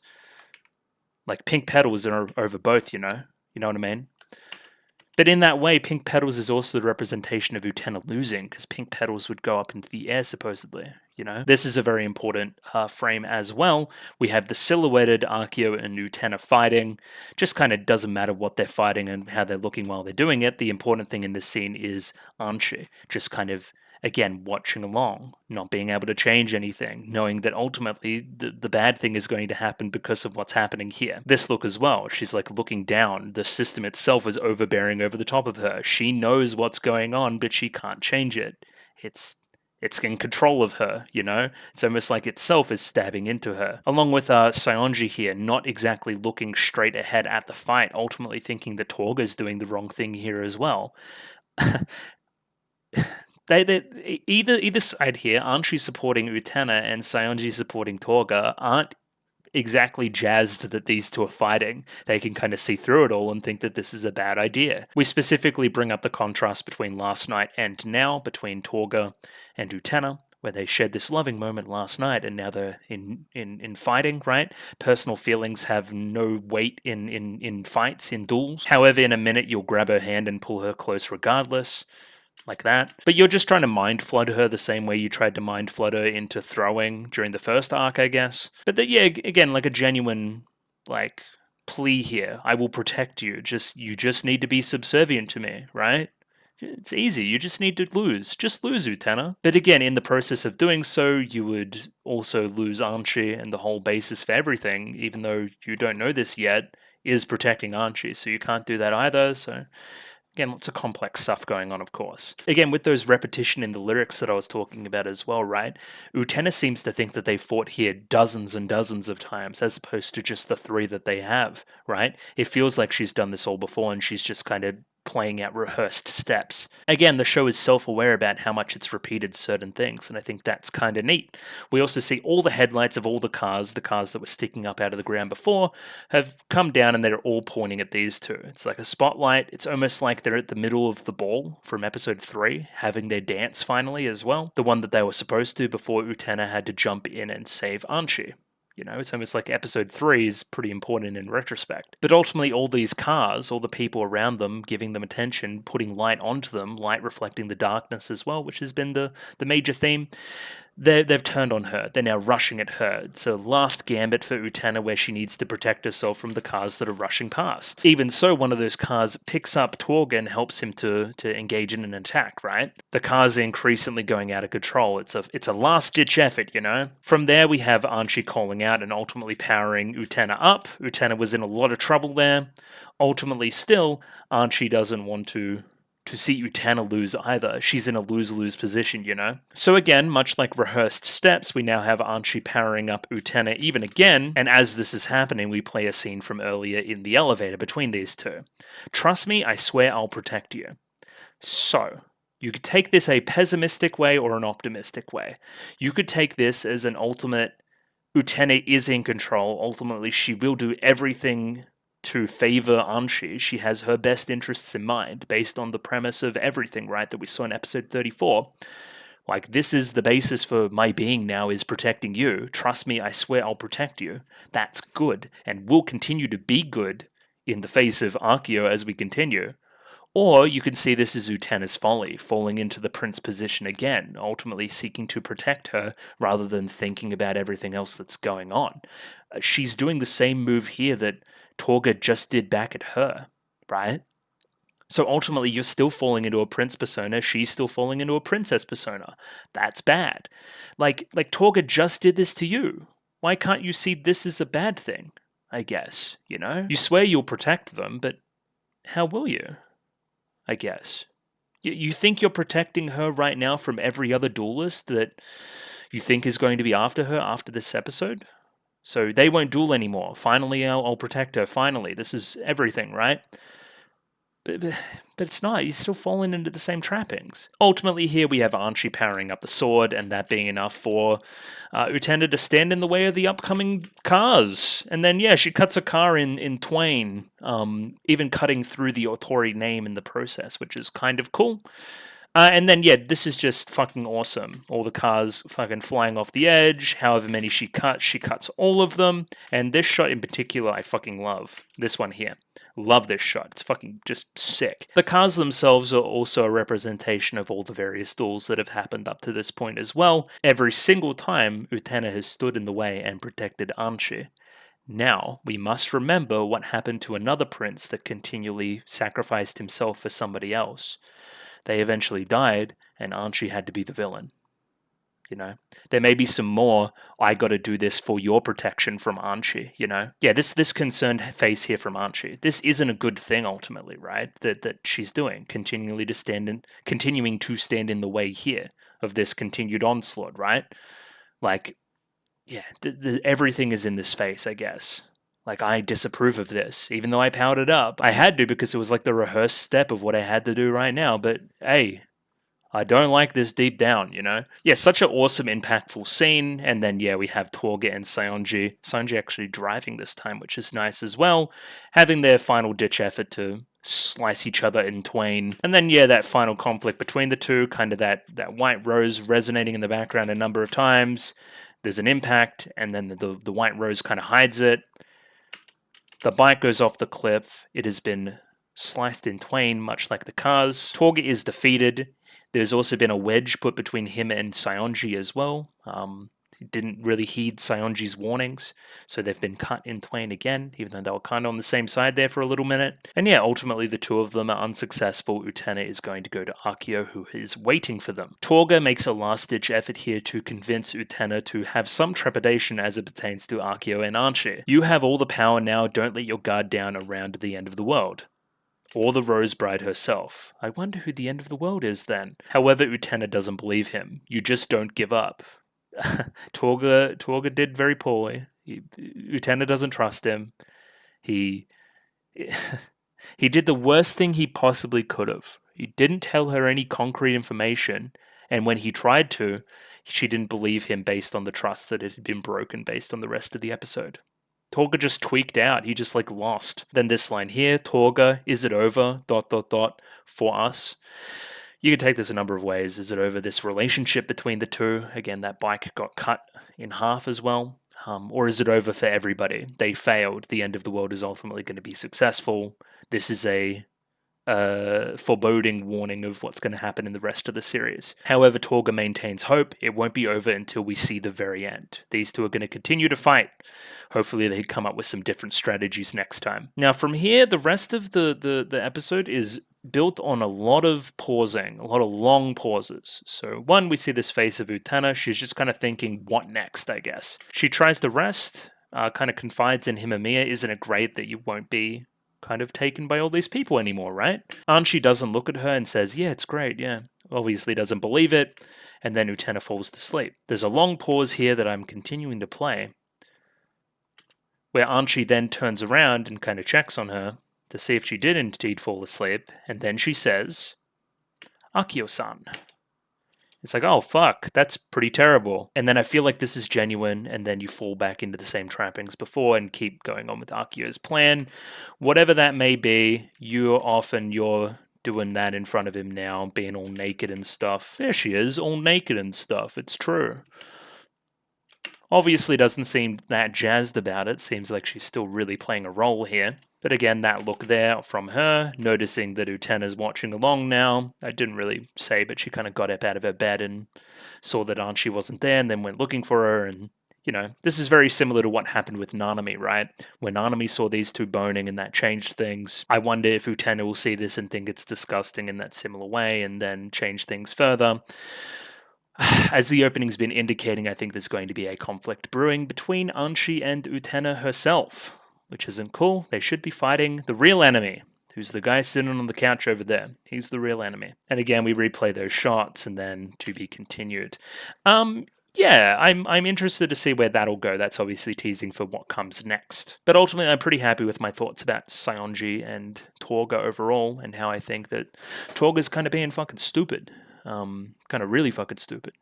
But anyway, he will learn or he won't. And again, he's stupid on for the purposes of the show, I guess, to get across the theming some more.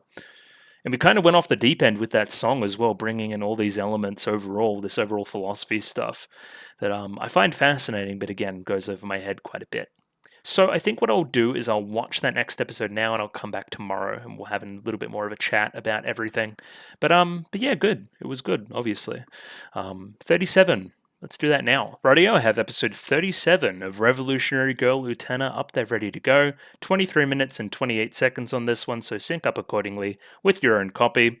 As always, there will be a picture-in-picture version in the description below, and I'm using the PGS subs, very similar to the Nozomi sub. Let's jump in. Radio, 3, 2, 1, go. Excuse me. Wouldn't be surprised if we get a few opening list episodes soon as well. It seems like there isn't a lot of time to wrap everything up. Oh, ba-do-do-do.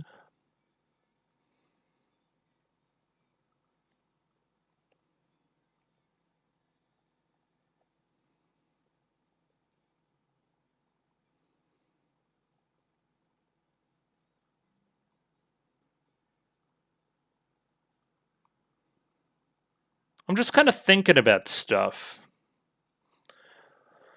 I don't know if I'm going to feel good after this episode. I think that's about where we're at in the story. I think things are going to go poorly, if I had to say. I might turn that heater off behind me as well. I'm a little bit flushed in the face. Ultimately. Where's Nanami? I want to see Nanami again. One of my big favorites.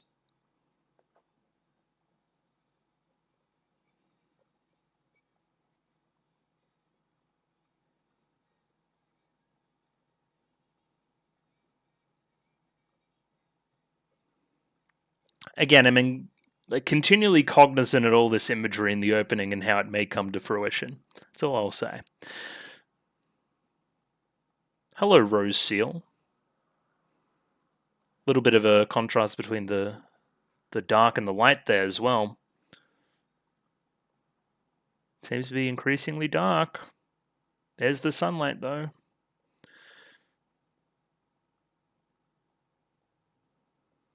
Yeah, right. Gorgeous. Do you guys want to talk about it, or?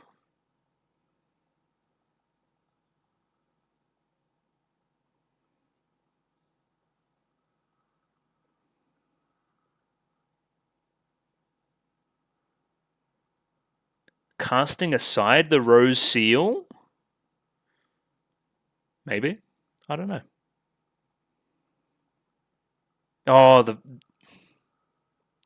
what everyone's thinking here is so interesting. I wonder what Archie's thinking. I really do.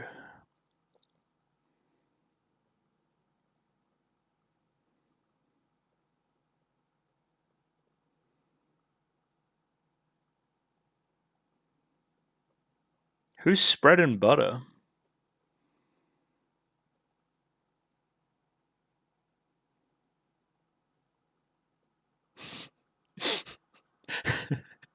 That was fabulous.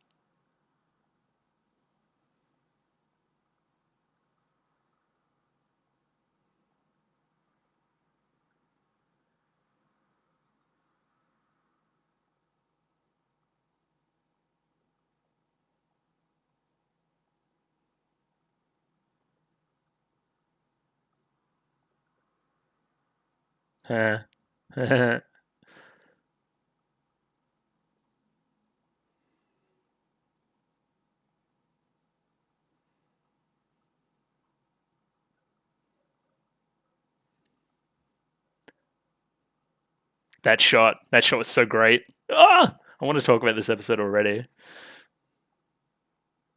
Obviously, it's terrible, but like, there's so much happening. What the fuck? Okay, now you two are still hanging out.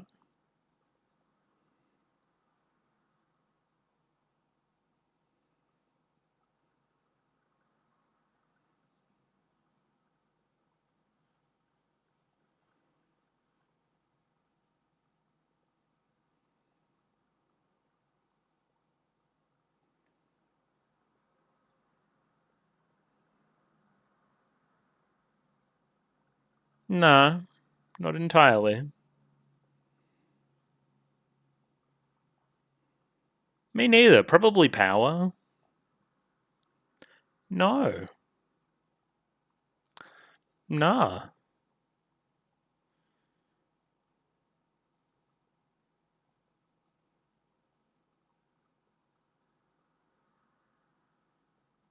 I don't know, probably since you guys were kids. Alright, let's go on the penis tower in the fucking Archeomobile. There's that shot again. What is that? What's the hue?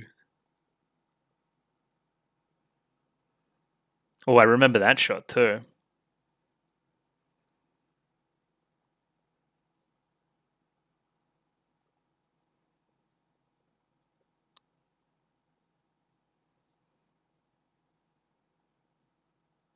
What is she wearing?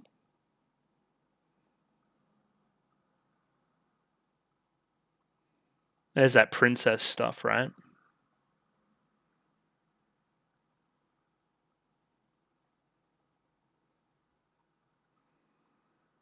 Oh, some other kind of ring.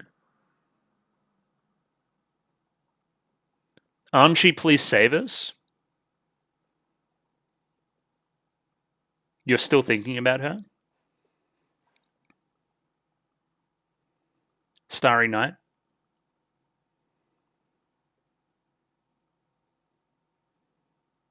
Yeah, I know what you guys are getting at. Mm.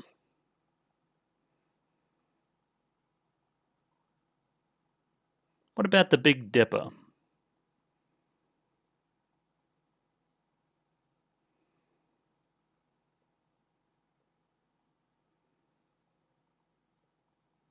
Hmm. Everything I know is a lie? What interests me is younger women. uh, Archie, please save us. Everyone hold hands. Archie, please save us. Yes.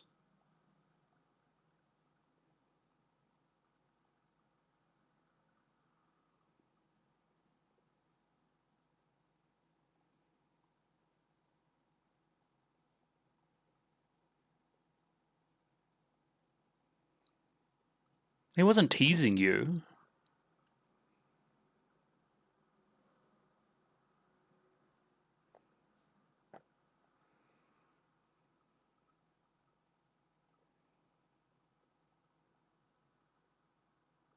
Ooh. Talk your shit, aren't you?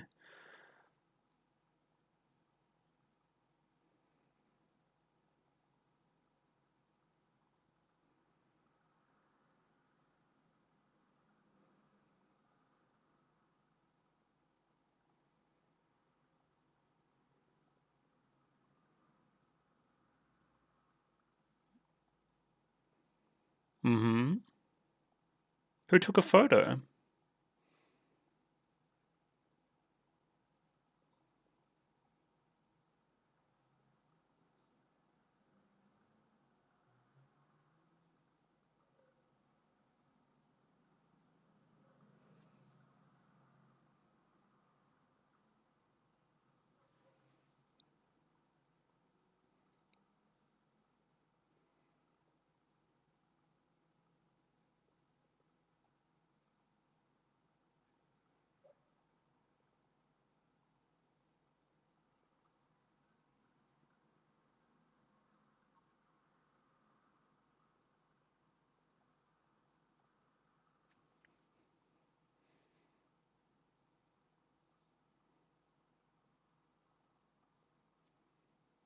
The hell is happening?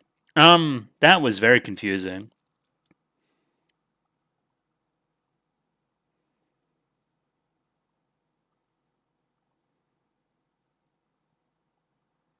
Okay.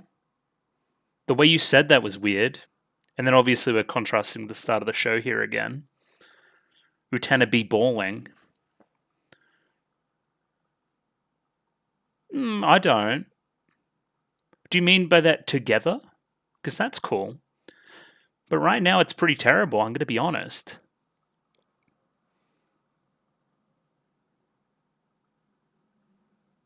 What is she doing?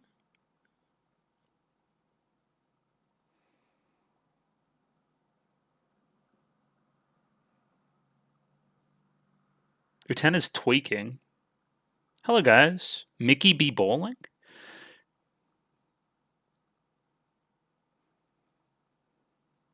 What do you guys have to say? This episode's fucking strange so far. Didn't go the way I thought it would. I don't know what anybody's doing.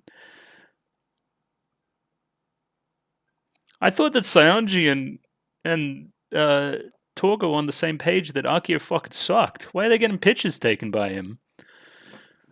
Creep. I photograph 16-year-old boys in my time off. Now we're gonna play a bit of badminton with a shuttlecock.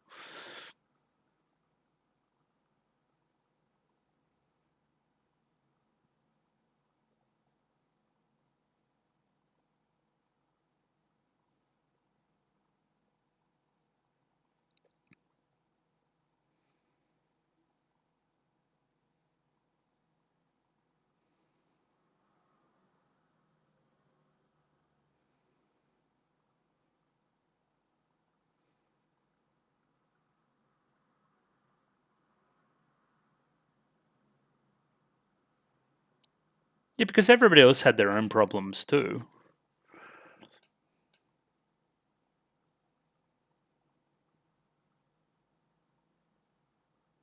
Ultimately, yeah.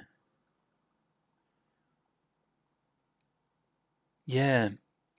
Because Utena's. I'll listen. Just stop and listen.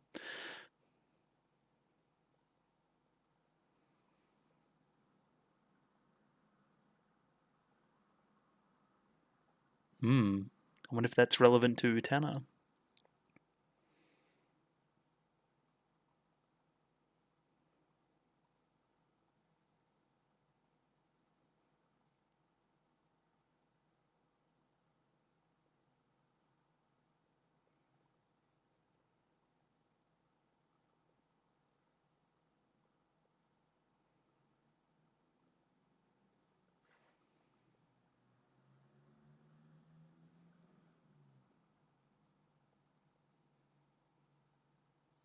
Say it. Oh, Nanami appears. She's so good. I agree.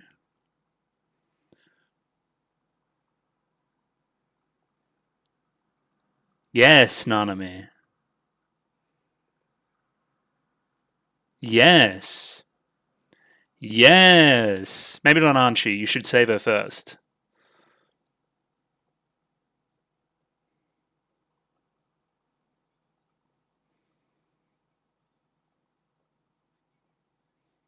Also true. Nanami's pretty dense too. Again, that's the irony.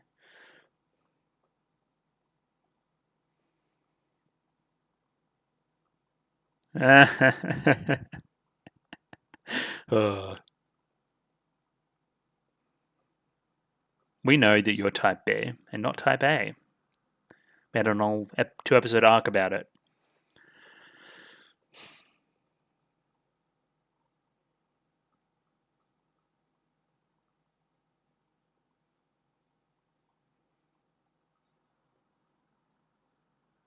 Yeah.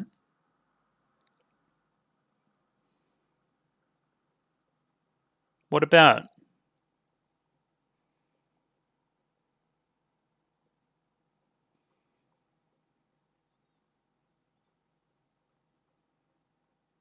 What an odd scene.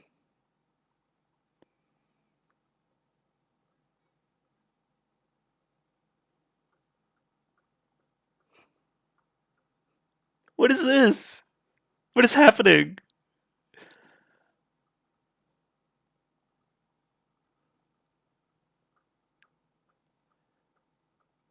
Yeah?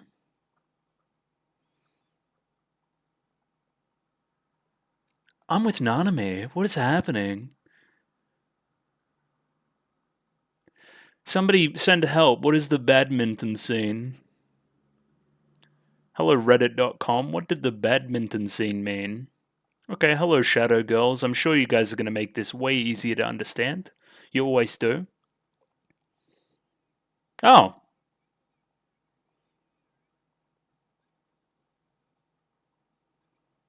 No. Sick. Yeah, this is all fucking fantastic.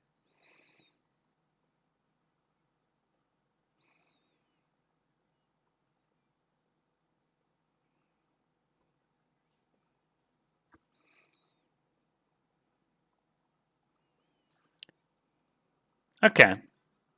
This actually did make things easier to understand.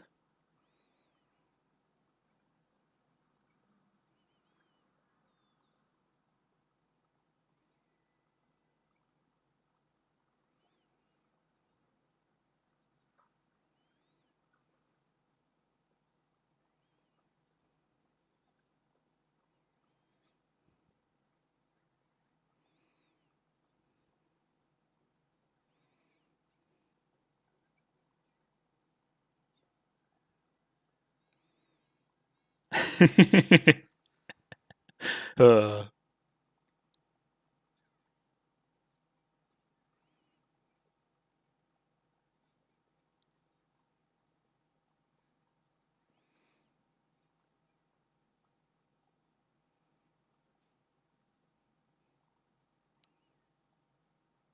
they call me Zaddy?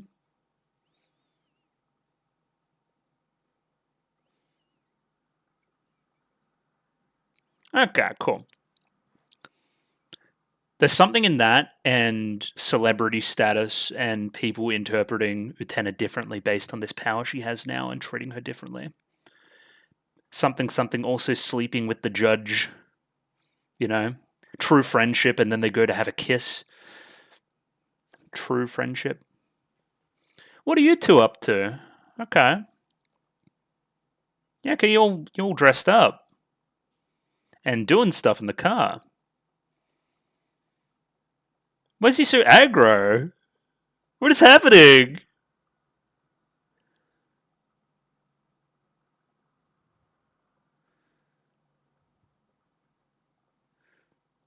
What? Okay, I get it. Kinda. I didn't think it was hurting. It didn't look like it was hurting. That doesn't look like hurting. It's like a good kind of hurting. Anyway, I digress.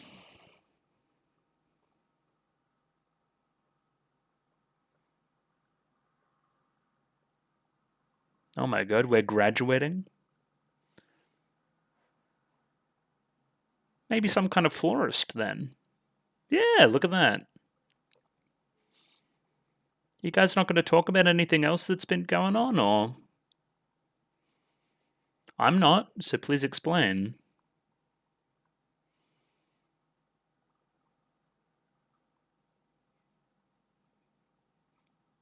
Uh, uh,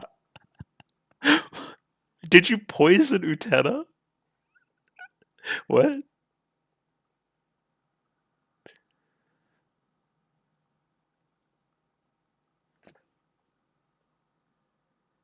What is red? What do you mean? Ah!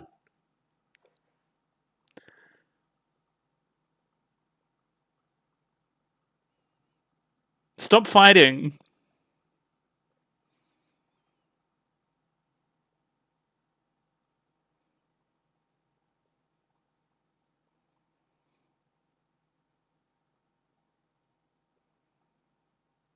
I doubt it. I have my doubts. Why is the room empty now?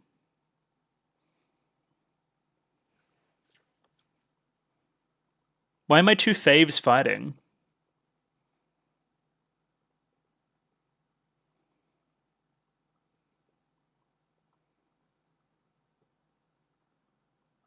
Why are we in Gotham? What's going on?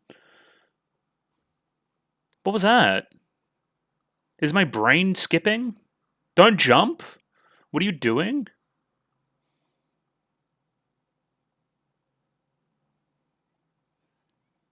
Is this a dream? I think this is a dream. I really hope it's a dream.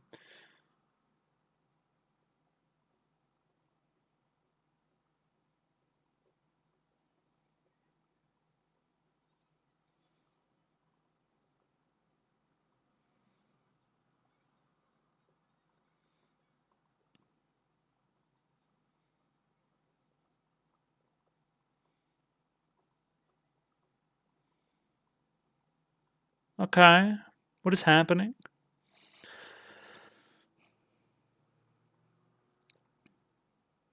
Some kind of rose gate?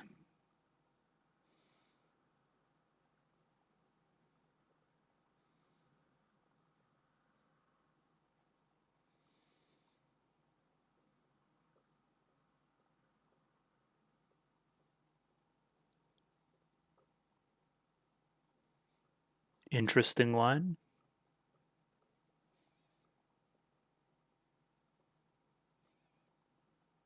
Oh, yeah.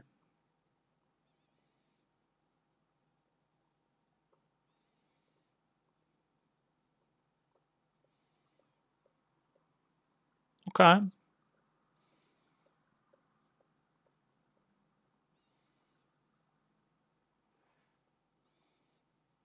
Okay, thoughts about last night?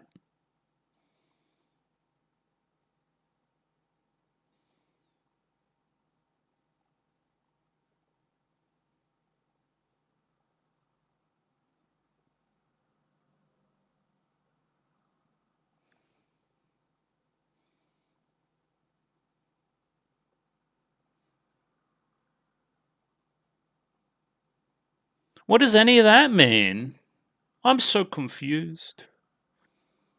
Because that's the end of the episode, right? Yeah. Okay. I'm very confused. Because again, part of my theory for what the jumping off the roof was about was that Archie was ultimately, because Utena was just going to kind of walk away, and we're talking about, oh yeah, we're going to meet again in 10 years or whatever, right? I'd like to be able to do that kind of thing, right? And then Archie's like, well, she's still not going to do it, so this is a last ditch effort to get her to do it, to go and see the prince and that kind of thing, right? And I'm going to put literally my body on the line to do so. And ultimately, if Archie wants that to happen, Utena's still going to sacrifice what she actually wants in the process of doing that, thus occupying the prince role. But then I don't know what to go with the letter is at all. The last letter is like a farewell, I guess. And you put that back together because you're actually going to go to the thing and see them. Okay, but I have so many questions. So many. And I'm wondering if I'm actually going to get answers or I'm going to have to make them myself. It feels very much like TV ending Evangelion. A lot. Like a lot. Which is kind of derogatory. Kind of. But it's still very good, obviously. It is time for the final duel. There he is.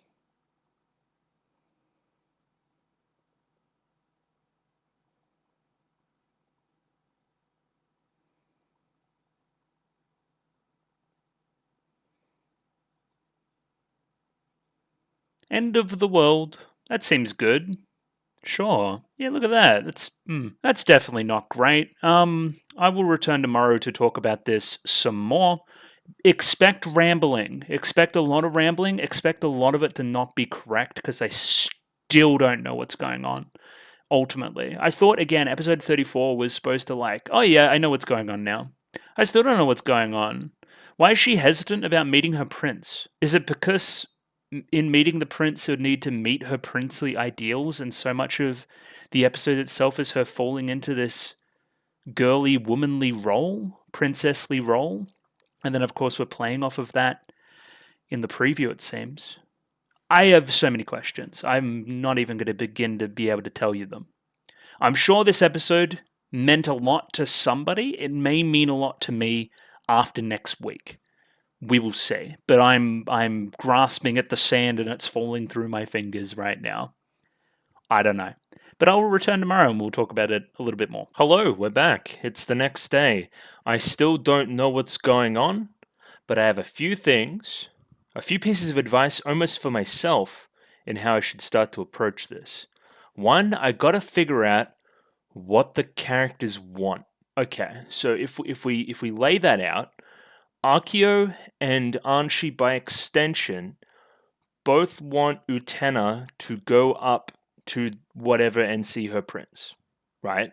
Her getting to the dueling arena seems important for Akio's plan. Cool. So now we can establish that when Anshi is working for Akio, when she is on his side, that is her overall goal, to convince Utena to go up there and have a look. Cool, cool. We can agree on that, I think. Now, the next question becomes, when is Anshi on her own side? When is she on Utena's side? And when is she on Akio's side? And we've got to figure out what happens and when, in retrospect, right? So if we go in the order of the episode, there's the badminton scene. Don't worry, we'll get into it. Shadow Girls, cool. Then it's the car ride with Anshi and Akio, where she's getting stabbed like a trillion times and it looks like it's really bad. He's also generally frustrated with her for some reason.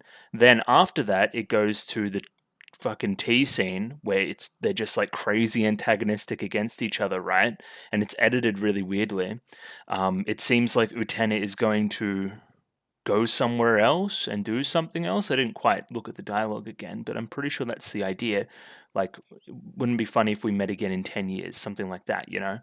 And then I think Anshi has to do something dramatic to get Utena to stay, question mark, and then something retape up the letter. I have to do this. I have to free her. That's part of it. But then you're still working for old mate. Anyway, we'll go through it and figure it out again. But I think this here in the car is a transition point between the Anshi in the start of the episode and the Anshi now. Like, not that she's, on her best behavior in this first scene as well. If anything, she's pretty protective of Akio. But I think mostly in a way to prevent Utena from going on this date again. It make any sense? I think it's very similar to episode 30 in that regard. And there's all that, and that seems like they're a little bit more on the same page. I mean, they end the scene holding hands. That must be something, right? Anyway, and then there's this whole thing. Anyway, this episode was fucking crazy, and I'm not really sure what to make of it, and I'm keen to go through the dialogue again and have a reread and see if I can see anything. But I think purposefully it is also obfuscated because there's not much show left. So you've got to keep some cards in the tuck for finalistic reveals, or there's never going to be any finalistic reveals, and it's all just going to be up to interpretation, and I'm going to have to use my brain, which is scary. I don't want to do that. Anyway, let's jump back in. In retrospect, I don't know how much I will have to say about this as well. Like, it seems very set-up-y. There is some... We'll talk about the badminton scene. I think it's very, very interesting. But other than that, I think a lot of it is going to be predicated on what comes after it. So again, bulk of that discussion will be next week, I think. Anyway, we just got to keep the things that happened in this episode in mind for next week, I guess. A big motif in the episode is casting aside the rose seal. It's the first thing we see in the episode, contrasting the darker sides and the lighter sides of the rose seal, symbolic of princehood, symbolic of this connection, symbolic of this game that everybody has with Akio and End of the World and that whole thing. And again, last episode was spent building a lot of contrast between the light and the dark, the sun and the moon, that kind of thing, We start with a gorgeous shot here as well of this window that is in Anshi and Utena's room. We pan down looking across the city below, and we see Utena looking out over it. It seems like she is dwarfed in scale of the system above her. Wow. Baby's first literary analysis. Here we go. Not even literary.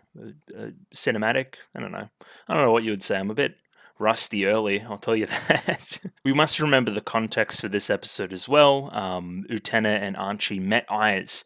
Utena saw Archie naked in front of Akio. So now there is, I guess you would call it a love triangle brewing between the three. Like, Utena has pretty good confirmation that Archie is sexually involved with her brother. You know, she can't be naive anymore. She knows this to be a fact now. And of course, there must be a complicated mix of emotions running through her, right?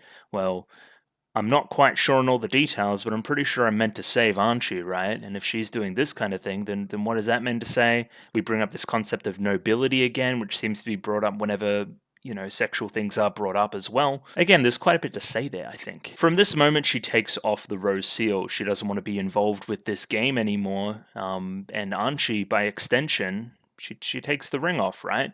So it's a double-edged sword, right? Still to this point, because hey, this is a engagement ring, essentially, right? It's on her ring finger. It got given to her in the process of, hey, you should save Anshi.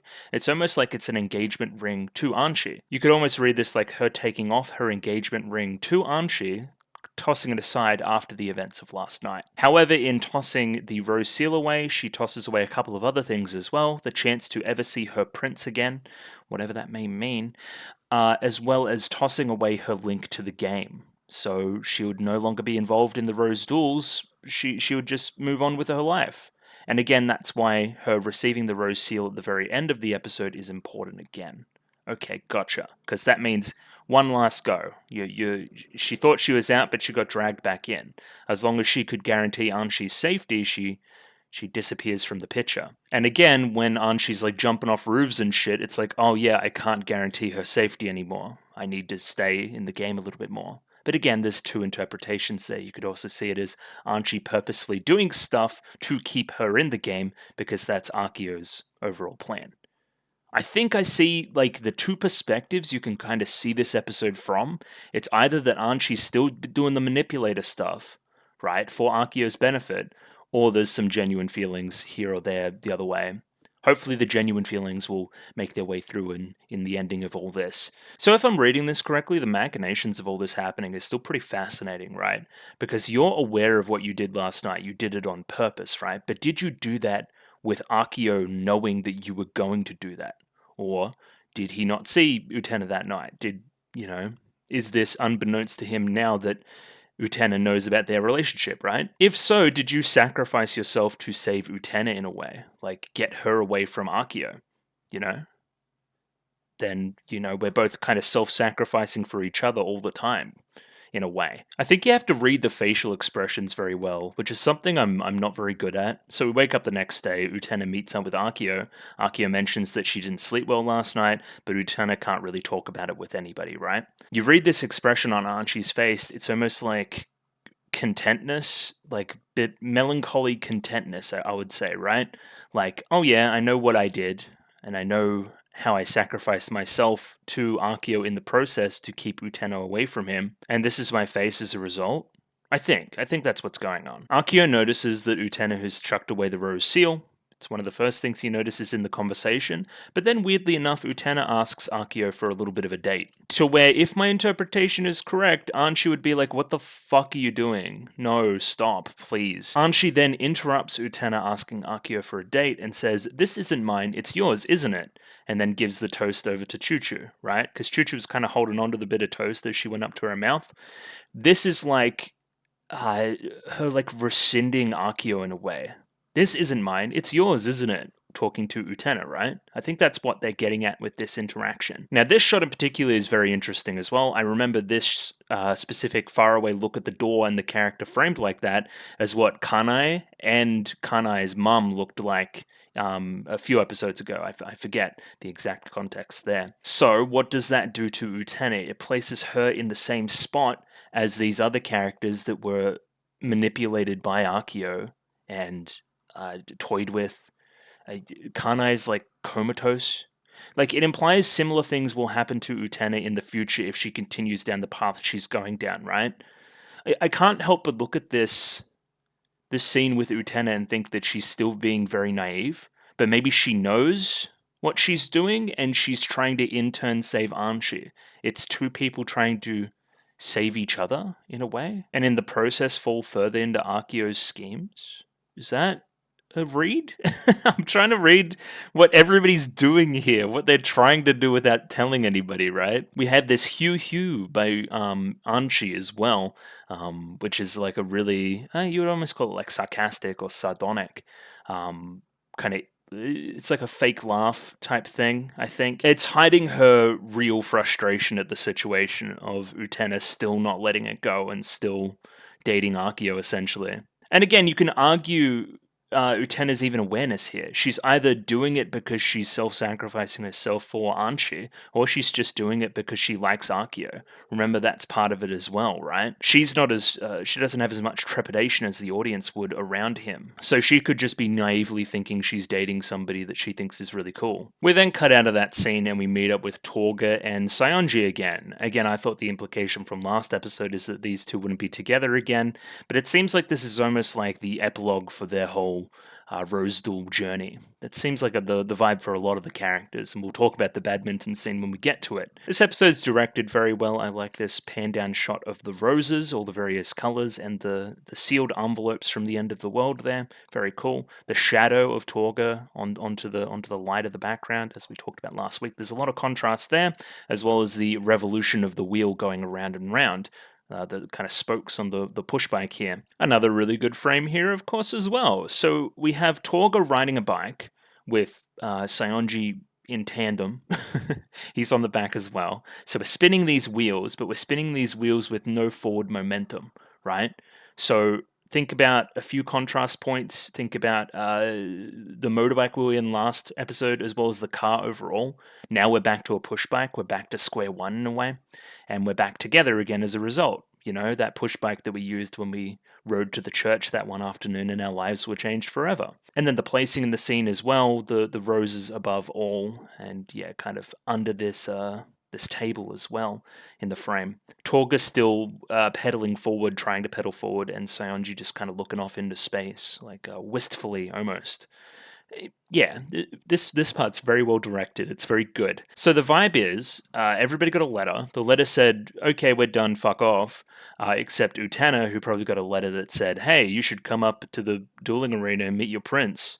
It'd be pretty cool, huh? The implication is that Utena hasn't even read this letter because it is still sealed, right? And then we see this shot of her in the shower just kind of thinking about stuff, getting ready for her date potentially. These two imply that the concept of revolution isn't something in Utena's head, that she won't really go for that, and thus the power of Dios will remain sealed. Therefore, the revolution won't happen, but then Torga stops his bike. I don't know what End of the World's ultimate goal is, but he's going to use Utena to do it, right? I think point being, Utena has all the power this episode, and we'll see that explored later as well.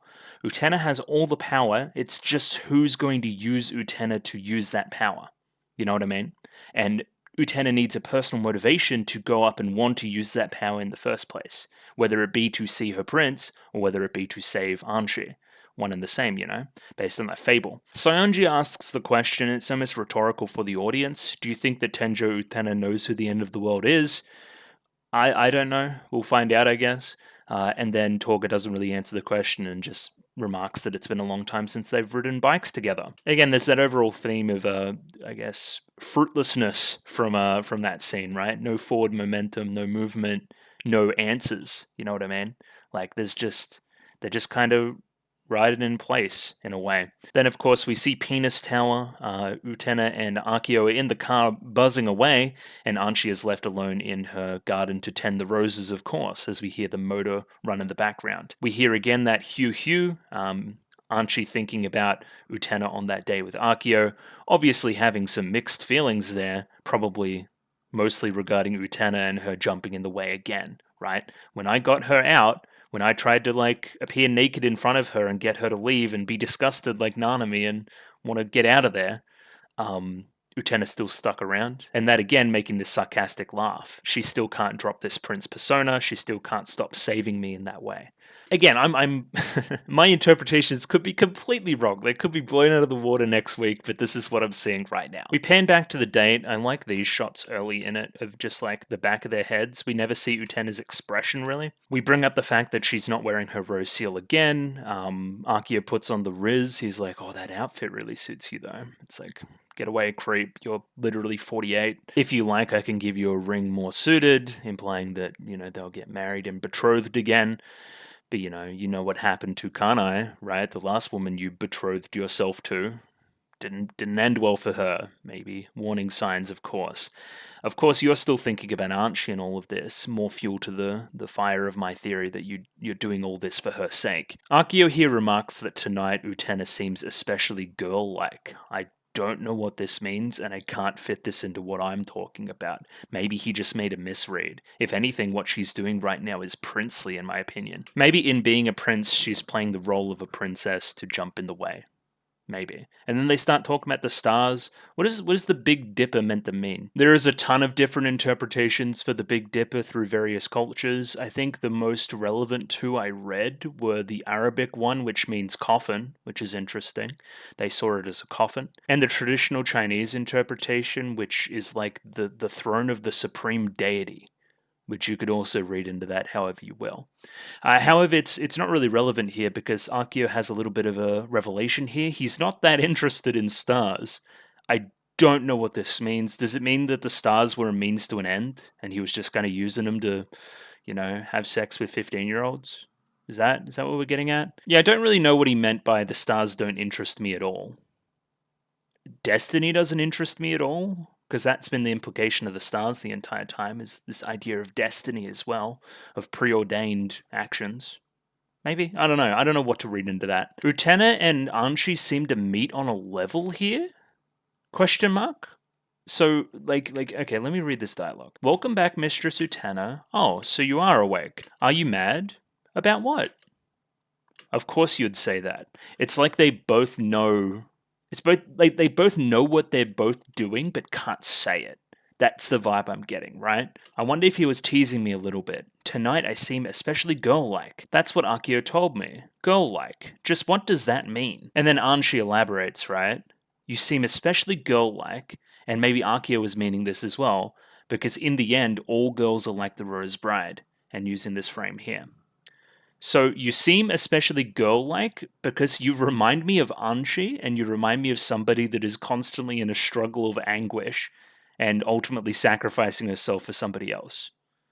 See how we double in on each other a lot? It's like, yeah, you remind me of a girl who reminds me of Anshi, who reminds me of a prince. And then it's all just...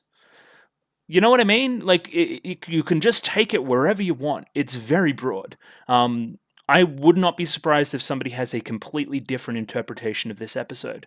I would not be surprised at all. Ultimately, here we have Anshi and Utena holding hands, a little bit of solidarity between the two based on this, both in their girlness, I guess, and both being kind of like the Rose Bride in that way. Both under extreme pressure from outside forces, forcing them into one spot, hurting them if they don't fall into a certain thing that people want them to do. If only there was somebody with the power to revolutionize all of this and make it all better.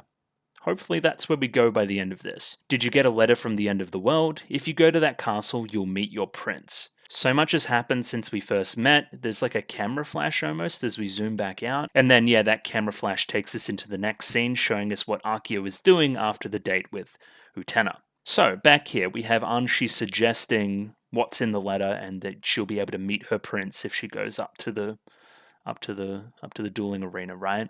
And again, the comments have been implying that, again, it's up to interpretation until proven otherwise, but Akio and the prince are like the same guy. Like, again, we've known that. That's been known. So maybe Anshi's just saying this for the audience's sake, so we know what's at stake here, so we know what was in the letter and what was being told to her, and we shouldn't read into why she's telling her that too much. I don't know. I think there's a grand tragedy to Torga and Saionji still getting their photos taken by Akio, right? After everything. There was some amount of clarity from you, I remember, about you, and saying that Akio is like a chump and he's playing you for a chump, and why couldn't he see that? But then in the end, you're still following him. and then in the end you're still following Akio. In the end, Akio still has his influence here over these guys. The negative influence that we've gone into a number of times before, he still exerts that over them. And again, for his own selfish desires, why the hell is he taking pictures of young men on the bonnet of cars?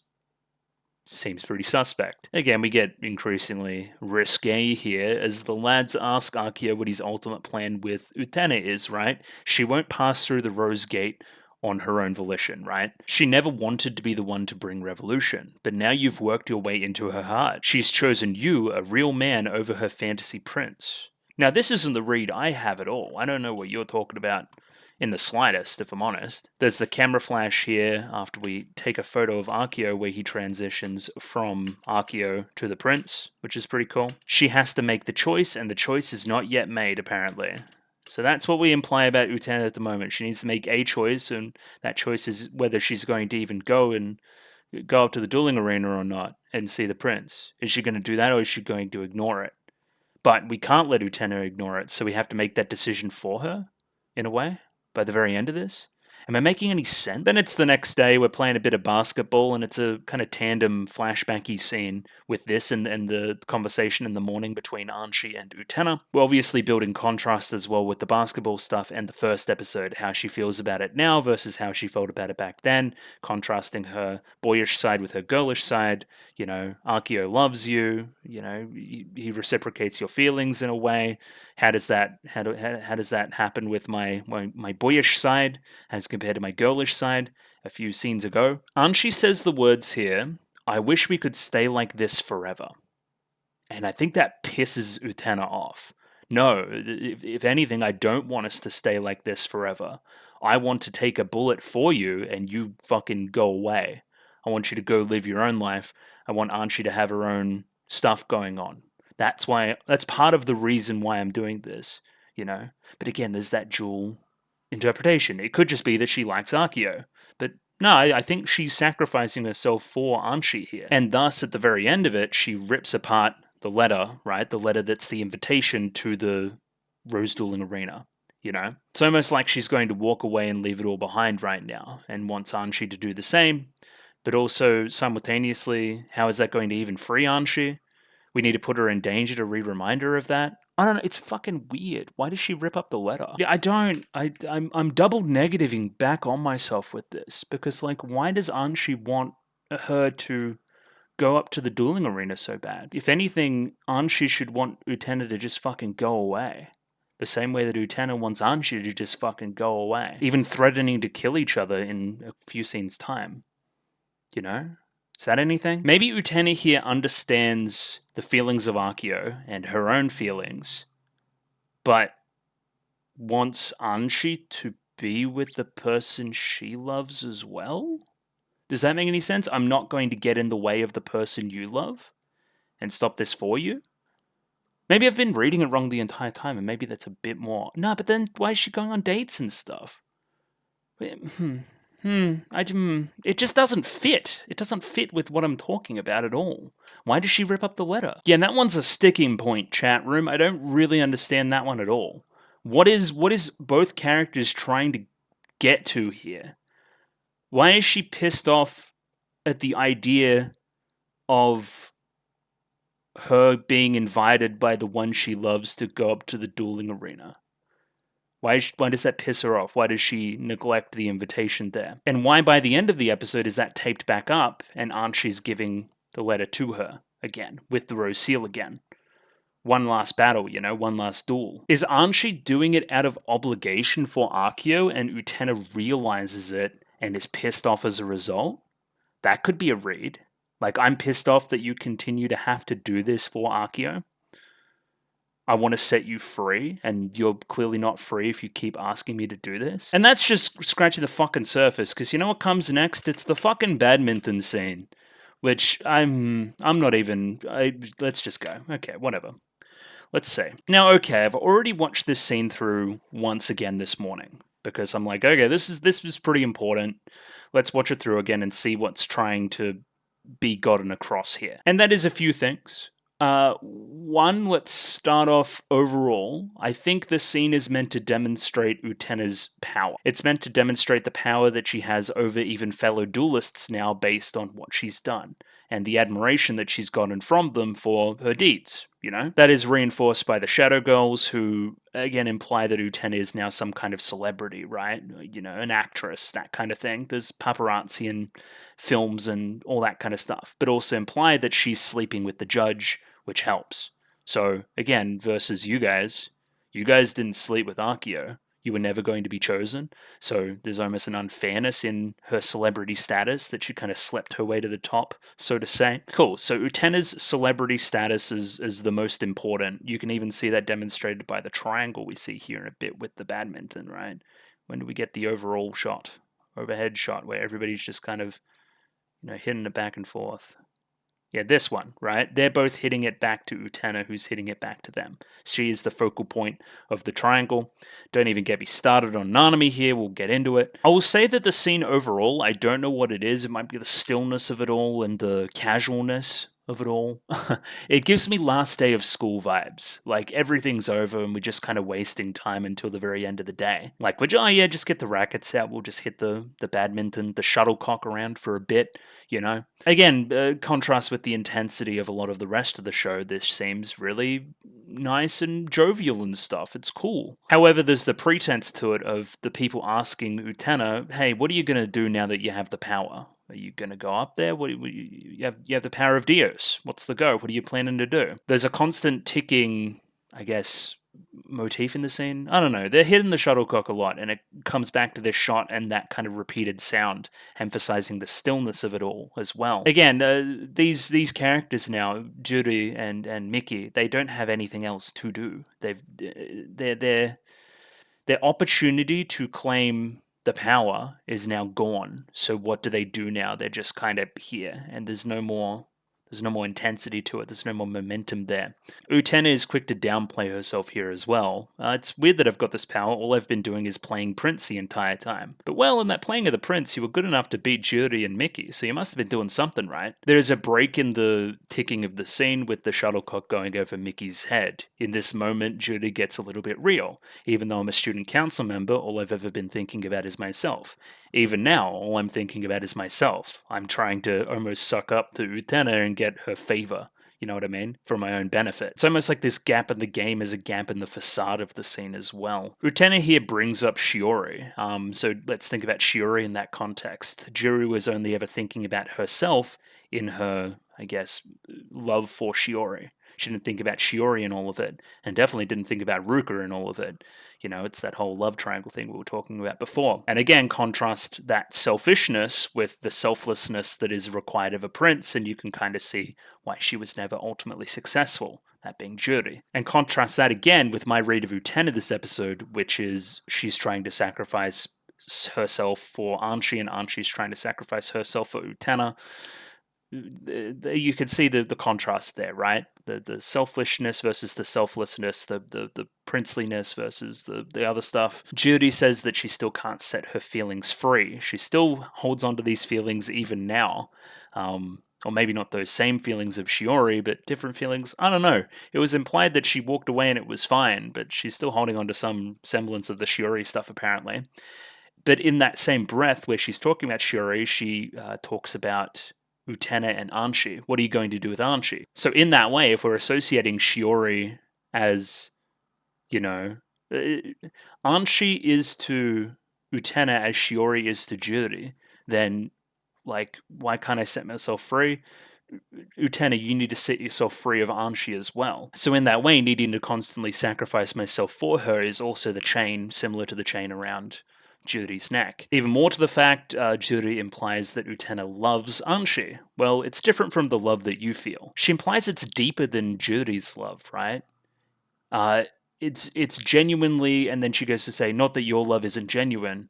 Like, she almost implies it's more genuine than the Shiori stuff. Again, because it's based on selflessness, because it has so much build-up in the plot. Is that what we're getting at? As Utena is waxing lyrical about how much she loves Himamiya, Nanami jumps in and grabs the shuttlecock, of course. Very cool. Thank you, Badminton, for naming your little thing that. Hey, Nanami's here. That's great. So let's talk about Nanami. Nanami is no longer in her big, student council getup. She is in her normal schoolgirl uniform. She is rescinded to how she was in the past before she got super involved in all of this stuff, right? She is rejecting the game. She has already taken off her rose seal. She's moved on, right? It's nice to see that she's moved on and that she's no longer super devastated and that she may find something else in the future now, right? But she comes here and grabs the shuttlecock and is like, "Hey, like Utena, I'm a cautionary tale. Don't do what I did.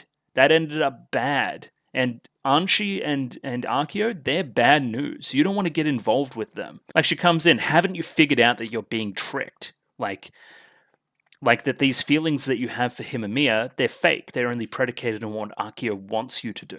It's almost like Akio is preying upon the whole idea of a prince and Utena's infatuation with it in trying to draw her into the trap. And again, as I said before, grabbing the device of the game. Stop playing the game. The game is stupid. That's what she's trying to say.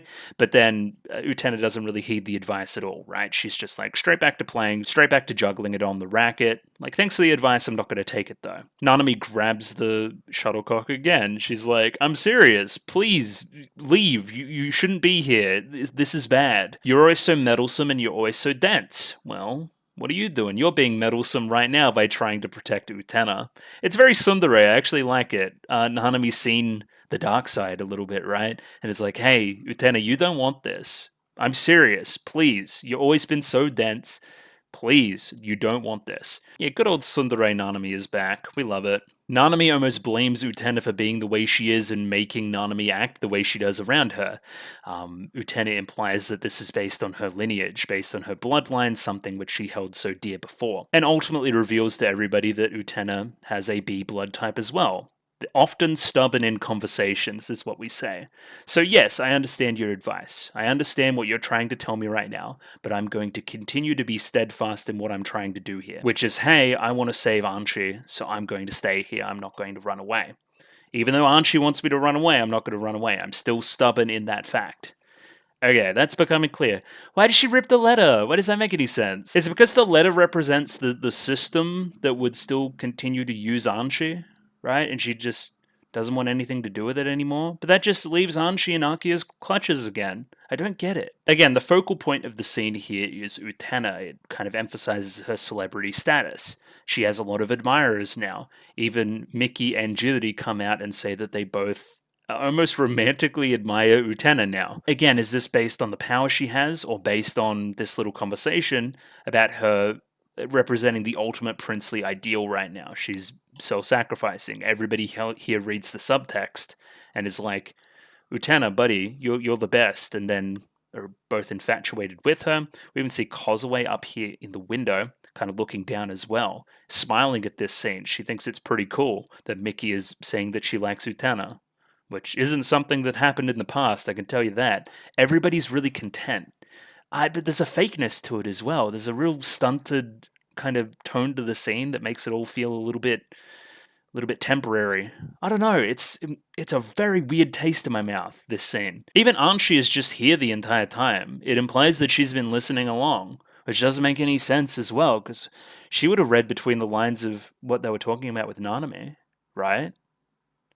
Can she not hear in there? Maybe she can't hear in there. Or maybe it's a metaphor, I don't know. Again, Utena's actions here and the power that she now possesses is even enough to almost break Juri's infatuation with Shiori and get her to move on to a new idol. "I'm going to get a picture of you and put it in my locket. You're going to be my new Shiori, Utena." Shiori in the back smiling. She seems to like that. These two will now be, dangerous rivals in love with each other for Utena.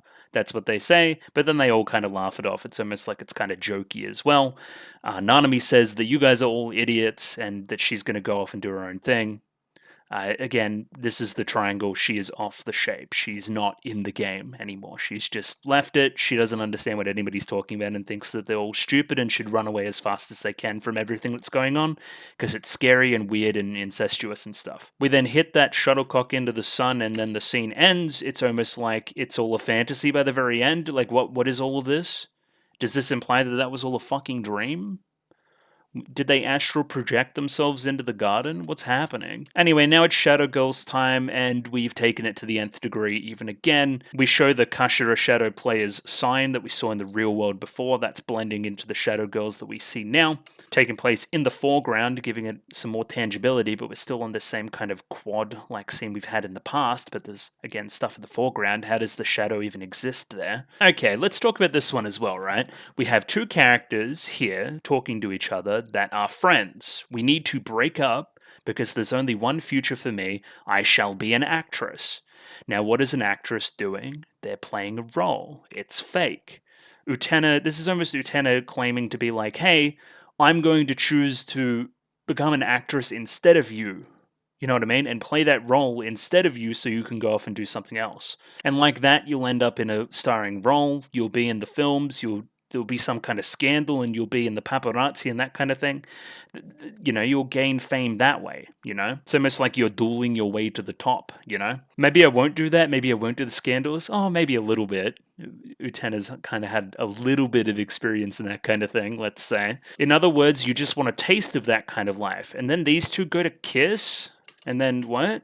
That's like a view into the future. That's what may happen if they win the audition. Okay, so now we're going to go for that audition, but she's sleeping with the judge. These two again are holding hands and kissing. I'm seeing like an Utena Anchi thing here. I don't know, right? Like one questioning, one choosing what they want to do, but then ultimately reinforcing it as well. And then, yeah, the young high school girl is with the old man judge and they go off and walk together away. He's judging the audition tomorrow. We're going to go on a little bit of a date. Let's go out to eat. And yeah, anything you want, daddy will get for you. This is clearly Akio, like clearly.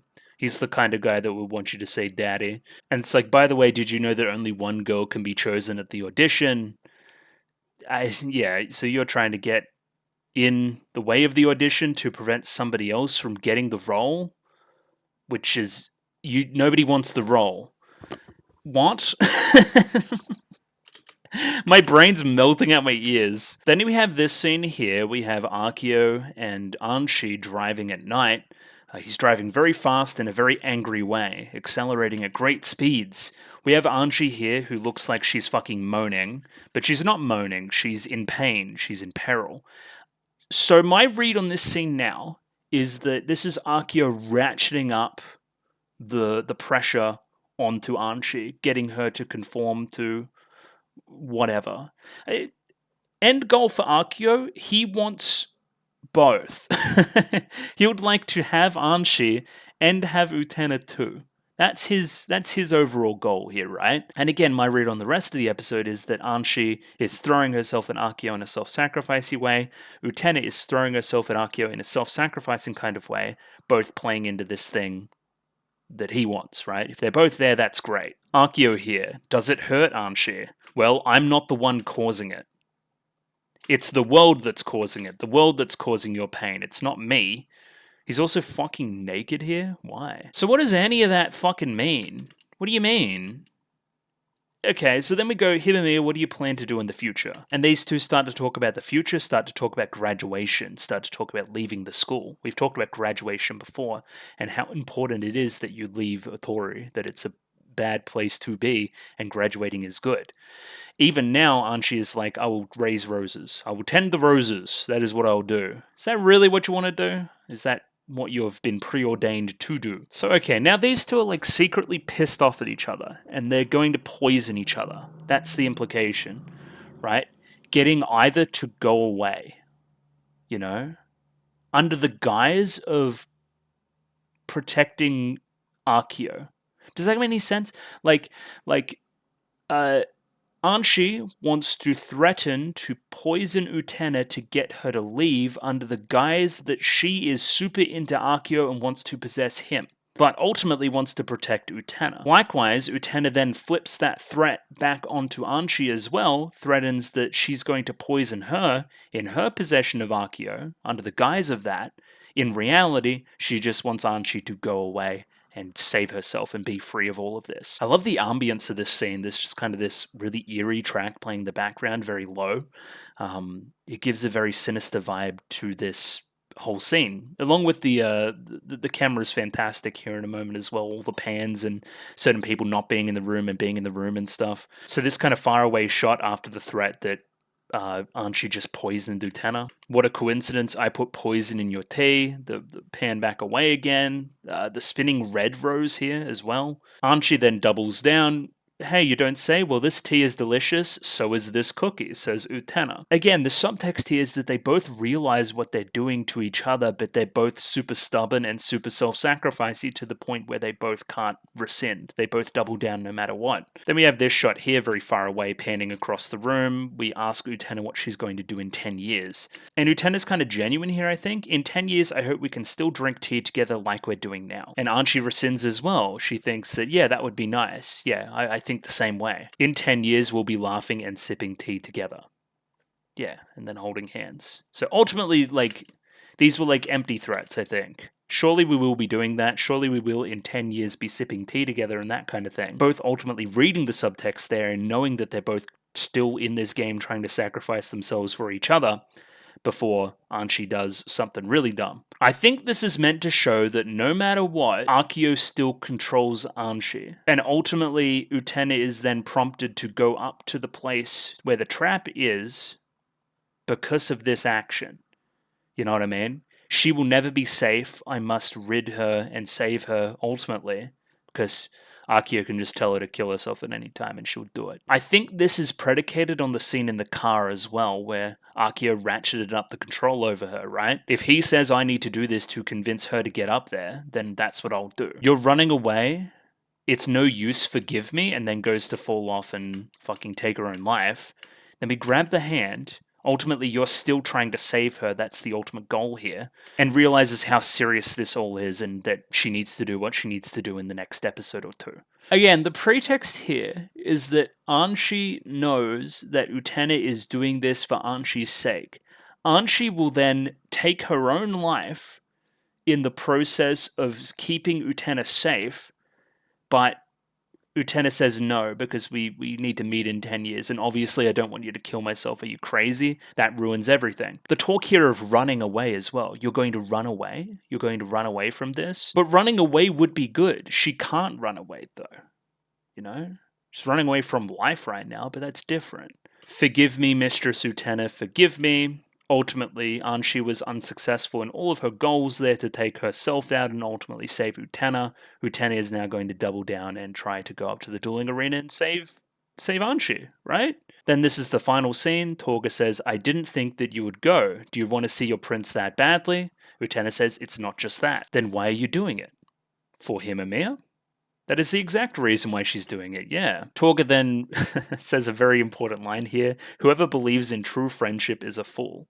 Ultimately, that's what you wanted out of this whole thing as well. And kind of what you wanted as well. So it's interesting that you say this at the final moment. It shows that you're not as strong as Utena. You still don't believe in this true friendship ideal. Like actually sacrificing yourself for another person. You couldn't ever see that. Or maybe there's, again, a sarcastic bend to it. Again, considering the company, you're just trying to toy with him. However, Utena doubles down. As we explored in the scene before, she is stubborn. She calls herself a fool and marches on towards the Rose Gate to the dueling arena. The time has come. When you pass through the Rose Gate, the path to the castle will open. There you will gain the power to bring the world revolution, and there we will meet once more. Signed, your prince. That's what it said in the letter, I think, is the implication there as well. Anshi hands the letter to Utena. There's still time, you can still turn back, is what Anshi says here. So you can still ultimately save yourself from what you're about to do. You can ultimately save yourself instead of saving me. I'm still giving you that last out. But no, Utena is stubborn. She's going to stay here and save Utena and sacrifice herself in the process. However, this elicits a smile from Anshi. She's like, ultimately, this is still the person that I fell in love with. This is the ideal that I want to see represented, but ultimately not as well. Maybe you're kind of smiling because this is what Akio wants as well. Does that make any sense? Like, hey, Anshi, based on the flashback back in the day, she hates the princely ideal, right? But is ultimately doomed to repeat it as well. She thinks that self-sacrifice to the point of killing oneself is bad and taking one's own life and that kind of thing, right? Is the point that she's so serious about this that she's she's able to and keen to kill herself and sacrifice her own life in this in the pursuit of saving somebody else. Like she's become the prince in a way, and they're both out princing each other to the point of their own mutually assured destruction. Either way, that taped up letter gets kind of blown in the wind off towards the dueling arena, and to be continued. So, okay, that's my read as it stands right now. I still don't really understand the scene where we rip up the letter. What does ripping up the letter do for Utena? She wants to self-sacrifice herself for Anshi. You know? Does that make any sense? Or maybe her real feelings are coming through where she doesn't want to do that and wants to preserve her own life. I don't know. My alarms are going off on my phone.